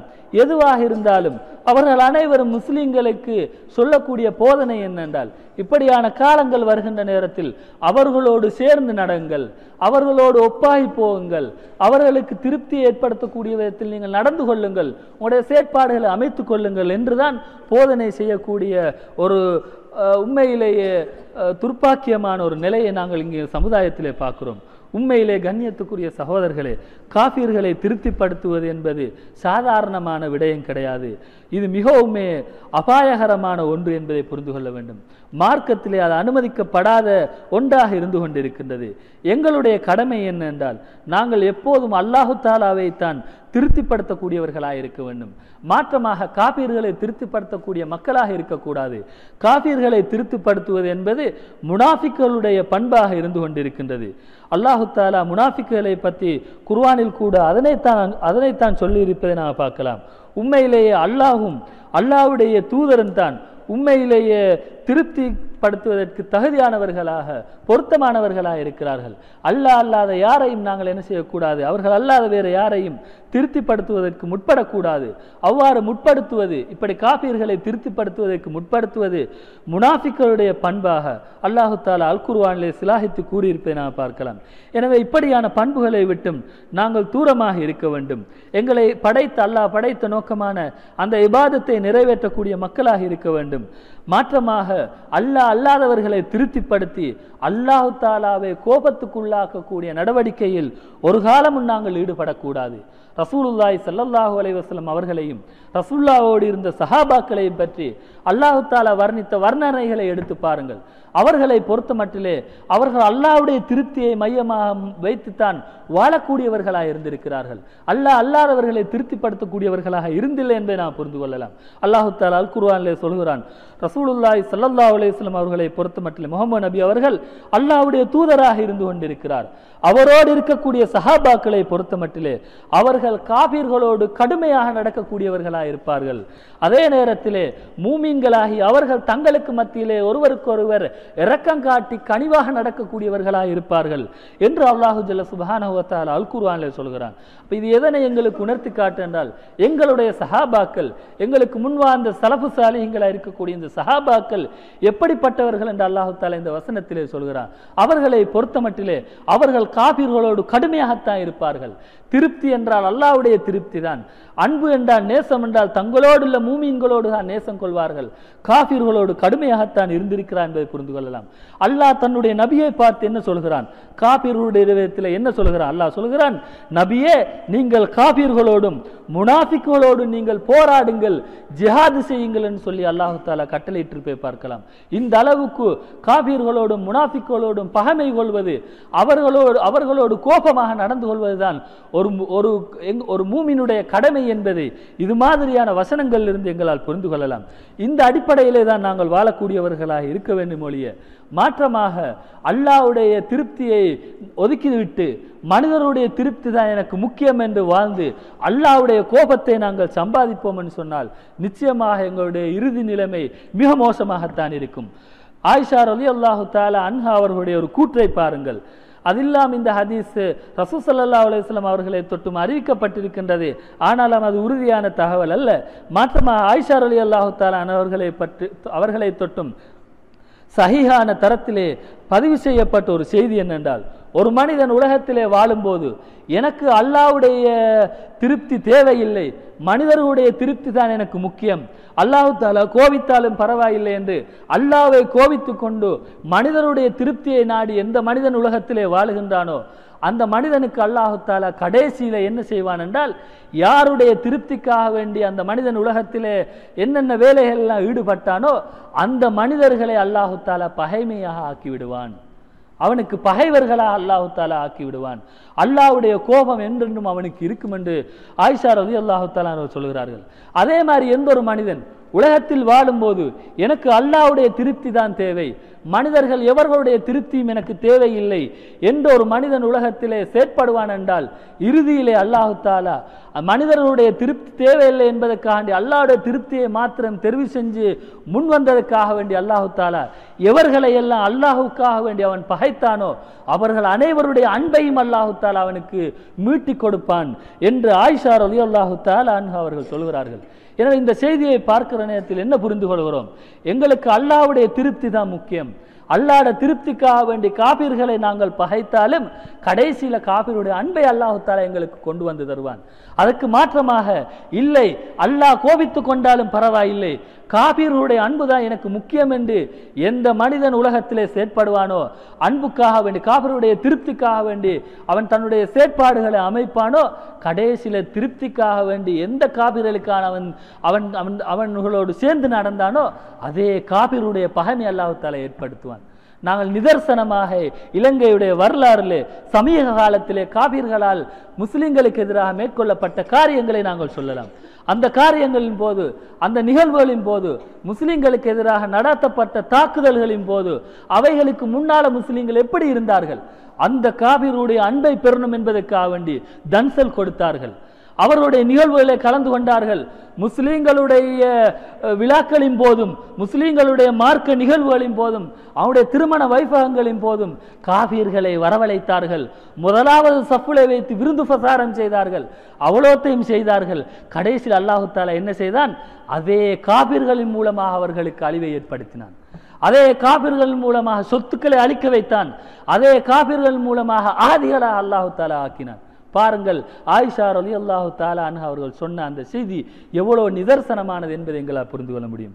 அதனால அல்லாஹ்வுடைய திருப்தியை நாங்கள் ஒதுக்கிவிட்டு காபிர்களுடைய திருப்தியை நாடிப்போனால் நிச்சயமாக இப்படியான நிகழ்வுகள் அனைத்தும் எங்களுக்கு ஏற்படும் என்பதில் எந்தவித சந்தேகம் கிடையாது. எனவே கண்ணியத்துக்குரிய சகோதரர்களே, காபிர்களுடைய இப்படியான நிகழ்வுகளிலே கலந்து கொள்வதை பொறுத்த மட்டிலே உண்மையிலேயே அதிலே பல்வேறுபட்ட விபரீதங்கள் காணப்படுகின்றன. அதில் முதலாவது என்னன்னு சொன்னால், அல்லாஹ்வுடையும் அல்லாஹ்வுடைய தூதருடைய கட்டளைக்கு மாற்றம் செய்கின்றோம். காபிர்களுடைய நிகழ்வுகளை கலந்து கொள்றதுனால அவர்களுக்கு மாற்றம் செய்கிறோம். இரண்டாவது என்னென்றால், காபிர்களுடைய இப்படியான நிகழ்வுகளை கலந்து கொள்றதுனால அல்லாஹ்வுடைய கோபத்தை நாங்கள் சம்பாதித்துக் கொள்கிறோம். மூணாவது என்னென்றால், காபிர்களுடைய குஃப்ருடைய நிகழ்வுகளுக்கு நாங்கள் உதவி ஒத்தாசைகளை வழங்குகிறோம். அந்த குஃப்ரை வெளிப்படையாக காட்டுவதற்கும் அதை பகிரங்கப்படுத்துவதற்கும் நாங்கள் அவர்களுக்கு ஒத்தருக்கொத்தர் உதவியாக இருக்கிறோம் என்பதுதான் அவருடைய கருத்தாக இருந்து கொண்டிருக்கிறது. அல்லாஹு தஆலா அல் குர்ஆனிலே சொல்கிறான், நீங்கள் பாவமான காரியங்களையும் அதே மாதிரி பகைமை ஏற்படுத்தக்கூடிய காரியங்களையும் ஒத்தருக்கொத்தர் உதவியாக இருக்க வேண்டாம் என்று அல்லாஹு தஆலா சொல்லியிருப்பதை நாங்கள் பார்க்கலாம். ரசூலுல்லாஹி ஸல்லல்லாஹு அலைஹி வஸல்லம் சொல்கிறார்கள், உங்களில் ஒருவர் தீய ஒரு காரியத்தை கண்டால் அதனை அவர் தன்னுடைய கையால் தடுக்கட்டும், அதற்கு அவருக்கு முடியாவிட்டால் தன்னுடைய நாவால் தடுக்கட்டும், அதற்கும் அவருக்கு முடியாவிட்டால் தன்னுடைய மனதால் அந்த தீய காரியத்தை விட்டும் வெறுத்து ஒதுங்கிக் கொள்ளட்டும் என்று ரசூலுல்லாஹி ஸல்லல்லாஹு அலைஹி வஸல்லம் சொல்கிறார்கள். இந்த செய்தி முஸ்லிம் எனக்கூடிய கிரந்தத்திலே அபூ சயீத் அல் குத்ரி ரலியல்லாஹு தஆலா அவர்களுடைய ஹதீஸிலே நாங்கள் புரிந்து கொள்ளலாம். இந்த ஹதீஸிலிருந்து நாங்கள் எதனை புரிந்து கொள்கிறோம் என்றால், ஒரு பாவத்தை விட்டும் தூரமாகுவதுடைய ஆக குறைந்த தரம் என்னென்றால் அந்த பாவத்தை வெறுப்பது. அந்த பாவம் நடக்கின்ற இடத்தை விட்டும் தூரமாகுவதுதான் ஒரு பாவத்துடைய விஷயத்திலே ஆக குறைந்த வெறுப்பாக, ஆக குறைந்த ஒரு தன்மையாக, அதை ஒதுக்குறவுடைய ஆக குறைந்த ஸ்தானமாக இருந்து கொண்டிருக்கிறது. ஆனால் எங்களுடைய முஸ்லிம்களை பொறுத்த மட்டிலே பாவத்துடைய விஷயத்திலே இந்த நிலையிலேயாவது அவர்கள் இருக்கிறார்கள் என்றா? இல்லை, மாற்றமாக அவர்களோடு பங்கேற்கக்கூடியவர்களாக இருக்கிறார்கள். இது எவ்வளவு பெரிய ஒரு பாரதூரமான குற்றம் என்பதை புரிந்து கொள்ள வேண்டும். கண்ணியத்துக்குரிய சகோதரர்களே, நாங்கள் முக்கியமான ஒரு விடயத்தை தெரிந்து கொள்ள வேண்டும். அதுதான், உள்ளங்களை பொறுத்த மட்டிலே உள்ளங்கள் அனைத்தும் அல்லாஹு ஜல்ல சுப்ஹானஹு வ தஆலாவுடைய விரல்களுக்கு மத்தியிலே காணப்படுகின்றன. அந்த அடிப்படையில் அல்லாஹு தஆலா நாடிய பிரகாரம் அந்த உள்ளத்தை புரட்டக்கூடியவனாக இருக்கின்றான். எனவே உள்ளங்களுடைய இந்த அடிப்படையை நாங்கள் எப்போதும் மனதிலே வைத்து கொண்டு அல்லாஹு ஜல்ல சுப்ஹானஹு வ தஆலாவிடத்திலே உள்ளத்திலே உறுதியை வேண்டி பிரார்த்திக்கக்கூடிய மக்களாக நாங்கள் இருக்க வேண்டும். உண்மையிலேயே எங்களுடைய கையிலே மனிதர்களுக்கு ஹிதாயத்து கொடுக்கக்கூடிய பொறுப்பு கிடையாது. மாற்றமாக ஹிதாயத்து வழங்கக்கூடிய பொறுப்பு அல்லாஹு தாலாவுடைய கையிலே தான் இருக்கின்றது. மக்கள் மார்க்கத்துக்கு முரணான செயற்பாடுகள் ஈடுபடுகின்ற போதெல்லாம் மார்க்கத்தினுடைய விடயங்களை அவர்களுக்கு எங்களால் தெளிவுபடுத்த முடியுமே அன்றி அவர்களுக்கு ஹிதாயத்து கொடுக்கக்கூடிய பொறுப்பு எங்களுடைய கையிலே இல்லை என்பதை நாங்கள் புரிந்து கொள்ள வேண்டும். இதனால் தான் அல்லாஹு ஜல்ல சுப்ஹானஹு வ தஆலா ரசூலுல்லாஹி ஸல்லல்லாஹு அலைஹி வஸல்லம் அவர்களை பார்த்து கூறுகின்றான், நபியே, நிச்சயமாக நீங்கள் விரும்புகின்றவர்களுக்கெல்லாம் உங்களால் நேர்வழி காட்ட முடியாது, அல்லாஹு தாலா தான் நாடியவர்களுக்கு நேர்வழி காட்டுகின்றான் என்று அல்லாஹு தாலா தன்னுடைய தூதரான ஸல்லல்லாஹு அலைஹி வஸல்லம் அவர்களை பார்த்து கூறுகின்றான். எனவே இந்த குர்ஆன் வசனத்தின் அடிப்படையில் ஹிதாயத்து வழங்கக்கூடிய பொறுப்பு அல்லாஹ்வுடைய கையிலே தான் இருக்கின்றது. மக்கள் மார்க்கத்துக்கு முரணான செயற்பாடுகளை ஈடுபடுகின்ற நேரத்தில் அவர்களுக்கு நாங்கள் மார்க்க விடயங்களை போதனை செய்வது தான் எங்களுடைய கடமை, பொறுப்பு என்பதை நாங்கள் புரிந்து கொள்ள வேண்டும். அல்லாஹ்வுடைய விடயத்திலே நாங்கள் பல விஷயங்களை கேள்விப்பட்டிருக்கின்றோம். எல்லா விடயங்களும் அல்லாஹ்வுடைய கையிலே தான் இருக்கிறது என்று நாங்கள் அனைவரும் தெரிந்திருக்கின்றோம். அல்லாஹ்வுடைய பெயர்களையும் அவனுடைய பண்புகளையும் நாங்கள் பார்க்கின்ற நேரத்தில் அல்லாஹு தாலா தான் படைப்பினங்களை படைத்தவனாக இருக்கின்றான் என்பதை நாங்கள் தெரிந்திருக்கின்றோம். அல்லாஹு தாலா தான் உலகத்திலும் மறுமையிலும் கிருபை காட்டக்கூடியவனாக, இரக்கம் காட்டக்கூடியவனாக இருக்கிறான் என்பதை தெரிந்து வைத்திருக்கின்றோம். அதே மாதிரி அல்லாஹு தாலா தான் மனிதர்களால் படைப்பினங்களினால் பொறுப்பு சாட்டப்படக்கூடியவன் என்பதையும் நாங்கள் தெரிந்து வைத்திருக்கின்றோம். அதே மாதிரி அல்லாஹு தாலா நாடியவர்களுக்கு கௌரவத்தை கொடுக்கின்றான், நாடியவர்களை இழிவுபடுத்துகின்றான் என்பதும் எங்களுக்கு தெரியும். அதே மாதிரி அல்லாஹு தாலா தான் உயிர்ப்பிப்பவனாகவும் மரணிக்க செய்வனாகவும் இருக்கின்றான் என்பதையும் நாங்கள்லாம் தெரிந்திருக்கிறோம். இப்படி அல்லாஹ்வுடைய விடயத்திலே பல அம்சங்களை நாங்கள் தெரிந்திருக்கின்ற நேரத்தில் இவைகளை நல்ல முறையிலே தெரிந்திருக்கின்ற நாங்கள் எங்களுடைய கடமை, பொறுப்பு என்னென்றால் அல்லாஹு தாலாவை நல்ல முறையிலே தெரிந்து அந்த அடிப்படையிலே அவனுக்கு வணக்க வழிபாடுகளை நிறைவேற்றுவதுதான் எங்களுடைய கடமை, பொறுப்பு என்பதை நாங்கள் புரிந்து கொள்ள வேண்டும். அல்லாஹ்வுடைய நேசத்தை தேடித்தரக்கூடிய காரியங்கள் எவைகளெல்லாம் காணப்படுகின்றனவோ அவைகளை மேற்கொள்ளக்கூடியவர்களாகவும், எவைகளெல்லாம் அல்லாஹ்வுடைய கோபத்தை சம்பாதித்து தரக்கூடியவைகளாக காணப்படுகின்றனவோ அவைகளை விட்டும் தூரமாக கூடியவர்களாகவும் தான் நாங்கள் இருக்க வேண்டும் என்பதை புரிந்து கொள்ள வேண்டும்.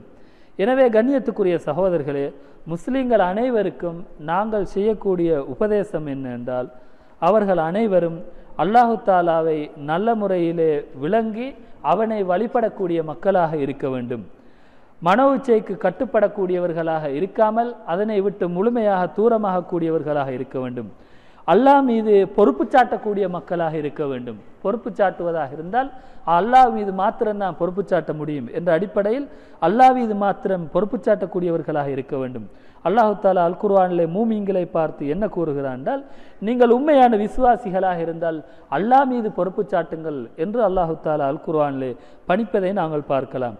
அதே மாதிரி என்றென்றும் மரணிக்காமல் உயிரோடு இருக்கக்கூடிய அல்லாஹ் மீது நீங்கள் பொறுப்பு சாட்டுங்கள் என்றெல்லாம் அல்லாஹு தாலா அல் குர்ஆனிலே அல்லாஹ் மீது மாத்திரம்தான் நாங்கள் பொறுப்பு சாட்ட வேண்டும் என்று கட்டளையிட்டிருப்பதை நாங்கள் பார்க்கலாம். எனவே இந்த அடிப்படையிலே அல்லாஹ் மீது பொறுப்பு சாட்டக்கூடிய மக்களாக நாங்கள் இருக்க வேண்டும். எங்களுடைய முன்னெற்றி ரோமத்தை பொறுத்த மட்டிலே அல்லாஹுடைய கையிலே இருக்கின்றது. அது முஸ்லிமாக இருக்கலாம், காபிர்களாக இருக்கலாம், எந்த பிராணியாகவும் இருக்கலாம், வேறு படைப்பினங்களாக இருக்கலாம், எதுவாக இருந்தாலும் அனைத்தினுடைய முன்னெற்றி ரோமம் அல்லாஹ்வுடைய கையிலே தான் இருந்து கொண்டிருக்கின்றது. எனவே அப்படியான அதிகாரமிக்க அல்லாஹு தாலாவை நல்ல முறையிலே நாங்கள் புரிந்து கொள்ள வேண்டும். அவன் அடக்கி ஆளக்கூடிய வல்லமை உள்ளவனாக இருந்து கொண்டிருக்கின்றான். எனவே அப்படியான வல்லமை மிக்க அல்லாஹ் மீது நாங்கள் முழு நம்பிக்கையை வைத்திருக்க வேண்டும். அல்லாஹ் அல்லாத யாரிலையும் நாங்கள் எங்களுடைய நம்பிக்கையை நாங்கள் அமைத்து விடக்கூடாது.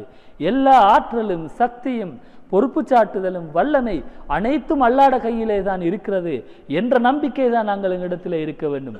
மாற்றமாக அல்லாஹ் அல்லாத ஒருவருக்கு ஆற்றல் இருக்கிறது, வல்லமை இருக்கிறது, சக்தி இருக்கிறது, அவர்களை நாங்கள் பயப்பட வேண்டும் என்ற நிலைப்பாடிலே ஒருவரும் யாரும் இருந்துவிடக்கூடாது. மாற்றமாக அல்லாஹ்வை பற்றிய உறுதியான நம்பிக்கையை, தளராத நம்பிக்கையை, அதே மாதிரி உறுதியான கொள்கையை நாங்கள் எங்களோட மனசில் வைத்துக் கொள்வோம் என்றால் நிச்சயமாக எந்த சந்தர்ப்பத்தின் போதும் அல்லாஹ்வை பயப்படக்கூடியவர்களாகத்தான் நாங்கள் இருப்போம் ஒழிய அல்லாஹ் அல்லாத எவர்களையும் திருப்திப்படுத்தக்கூடியவர்களாகவும் பயப்படக்கூடியவர்களாகவும் நாங்கள் இருக்க மாட்டோம் என்பதை எப்போதும் நாங்கள் மனதிலே வைத்துக் கொள்ள வேண்டும். அதே நேரத்திலே கண்ணியத்துக்குரிய சகோதரர்களே, எங்களுடைய உபதேசத்தில் ஒரு கட்டமாக இலங்கை நாட்டினுடைய ஜமியத்துல் உலமா எனக்கூடிய அமைப்புக்கும் ஒரு நசீகத்தை நாங்கள் சொல்கிறோம். அந்த ஜமியத்துல் உலமா எனக்கூடிய இந்த அமைப்பை பொறுத்தமட்டிலே அது மார்க்கத்துக்கு முரணான காரியங்களின் பால் மக்களை அழைக்கக்கூடியவர்களாக காணப்படுகிறார்கள். குஃப்ருடைய விடயங்களிலே முஸ்லீம்களுக்கு பங்கேற்குமாறு அவர்களை அழைக்கக்கூடிய ஒரு ஜமியாவாக அது இயங்கிக் கொண்டிருப்பதை நாம் பார்க்கிறோம்.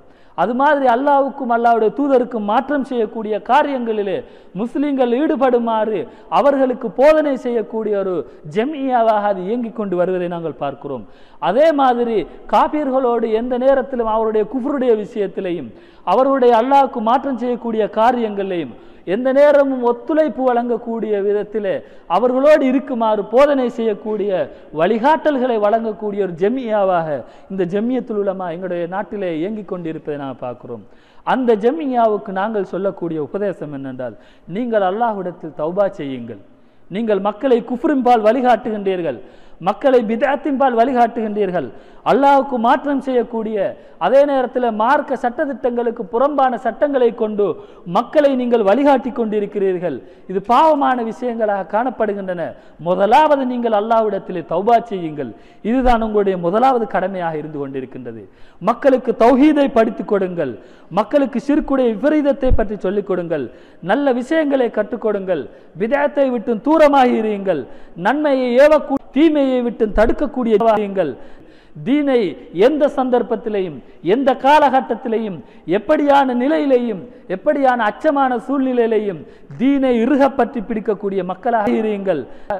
எனவே இந்த ஜமியத்துல் உலமாவுக்கு நாங்கள் செய்யக்கூடிய உபதேசம் என்னன்னு சொன்னால், நீங்கள் எங்களோட நாட்டிலே இருக்கிற முஸ்லீம்களுக்கு தலைமை வகிக்கக்கூடியவர்களாக உங்களை நீங்கள் சொல்கிறீர்கள். நீங்கள் மார்க்கத்தை பற்றி பிடிக்கக்கூடியவர்களாக இருக்க வேண்டும். அதே போன்று சுன்னாவை பற்றி பிடித்து அதனை உயிர்ப்பித்து மக்களுக்கு போதனை செய்யக்கூடியவர்களாக நீங்கள் இருக்க வேண்டும். எந்த நேரத்திலையும் அல்லாஹ்வுடைய மார்க்கத்துக்கு, அல்லாஹ்வுடைய மார்க்க சட்டதிட்டங்களுக்கு அடிமைப்படக்கூடிய ஒரு வாழ்க்கையை வாழ வேண்டும் என்று மக்களுக்கு நல்ல வழிகாட்டல்களை வழங்கக்கூடியவர்களாக நீங்கள் இருக்க வேண்டும். அதே மாதிரி இந்த உம்மத்துடைய சலஃபு சாலிஹீன்களுடைய வாழ்க்கை வழிமுறைகளை எடுத்து அவர்கள் மார்க்கத்தை எப்படி விளங்கினாங்களோ அந்த அடிப்படையிலே விளங்கி வாழக்கூடியவர்களாக இருக்க வேண்டும் என்று அவர்களுக்கு உபதேசம் செய்யக்கூடியவர்களாக இருக்க வேண்டும்.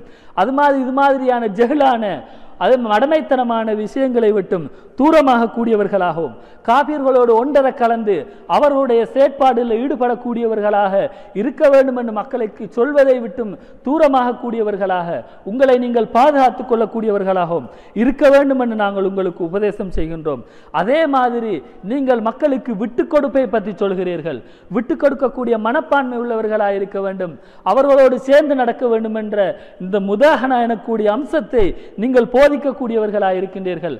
ஆனால் அல்குர்ஆனிலே காபிர்களை பற்றி அல்லாஹ் தஆலா சொல்லும்போது அவங்க என்ன ஆசைப்படுகிறார்கள் என்று சொன்னால், நாங்கள் இஸ்லாமியர்களாக இருந்து கொண்டு எங்களோட மார்க்கத்துள்ள அம்சங்களை நாங்கள் விட்டு கொடுப்போம் என்று சொன்னால் அவங்களும் விட்டு கொடுக்கக்கூடியவர்களாக இருப்பார்கள் என்று காபிர்களுடைய தன்மையை பற்றி அல்லாஹ் தஆலா சொல்கிறார். அவர்கள் அவங்களுடைய மதத்திலே பிடிவாதமாக இருக்கிறார்கள், நாங்கள் விட்டு கொடுத்தால் விட்டு கொடுக்கக்கூடியவர்களாகத்தான் இருப்பார்கள் என்று அல்லாஹ் தஆலா அவர்களை பற்றி சொல்லியிருப்பதை பார்க்கலாம். இப்படியான மோசமான ஒரு விட்டு கொடுப்பை சமாளிக்கக்கூடிய ஒரு தன்மையை நீங்கள் மக்களுக்கு போதித்துக் கொண்டிருக்கின்றீர்கள். நிச்சயமாக இதையும் நீங்கள் தவிர்த்து கொள்ள வேண்டும். இது எங்களோட கடமை என்பதை நாங்கள் உங்களுக்கு உணர்த்துவதற்கு விரும்புகின்றோம். அதே மாதிரி பொதுவாக அனைத்து முஸ்லிம்களுக்கு நாங்கள் சொல்லக்கூடிய விடயம் என்னன்னு சொன்னால், நீங்கள் என்றென்றும் தௌஹீதை பற்றி பிடிக்கக்கூடிய மக்களாகவும், தௌஹீதை படியுங்கள், தௌஹீதின் அடிப்படையிலே வாழ்க்கை அமைத்துக் கொள்ளுங்கள், தௌஹீதை இறுகி பிடிக்கக்கூடியவர்களாக நீங்கள் இருக்க வேண்டும். சுன்னாவை நேசிக்கக்கூடியவர்களாகவும் அதனை பற்றி பிடித்து தன்னுடைய வாழ்க்கையில பின்பற்றக்கூடியவர்களாகவும் இருக்க வேண்டும். அதே மாதிரி சலஃபித்துவ தாவாவை, ஒழுங்கான சலஃபித் இந்த கொள்கையை ஏற்று நடக்கக்கூடிய மக்களாக நீங்கள் இருக்க வேண்டும். ஏனென்றால் சலஃபித்துவ கொள்கைதான் சீரான ஒரு கொள்கையாக இருந்து கொண்டிருக்கின்றது. அதுதான் கடைசியிலே வெற்றியை பெற்றுத்தரக்கூடிய கொள்கையாக இருந்து கொண்டிருக்கிறது.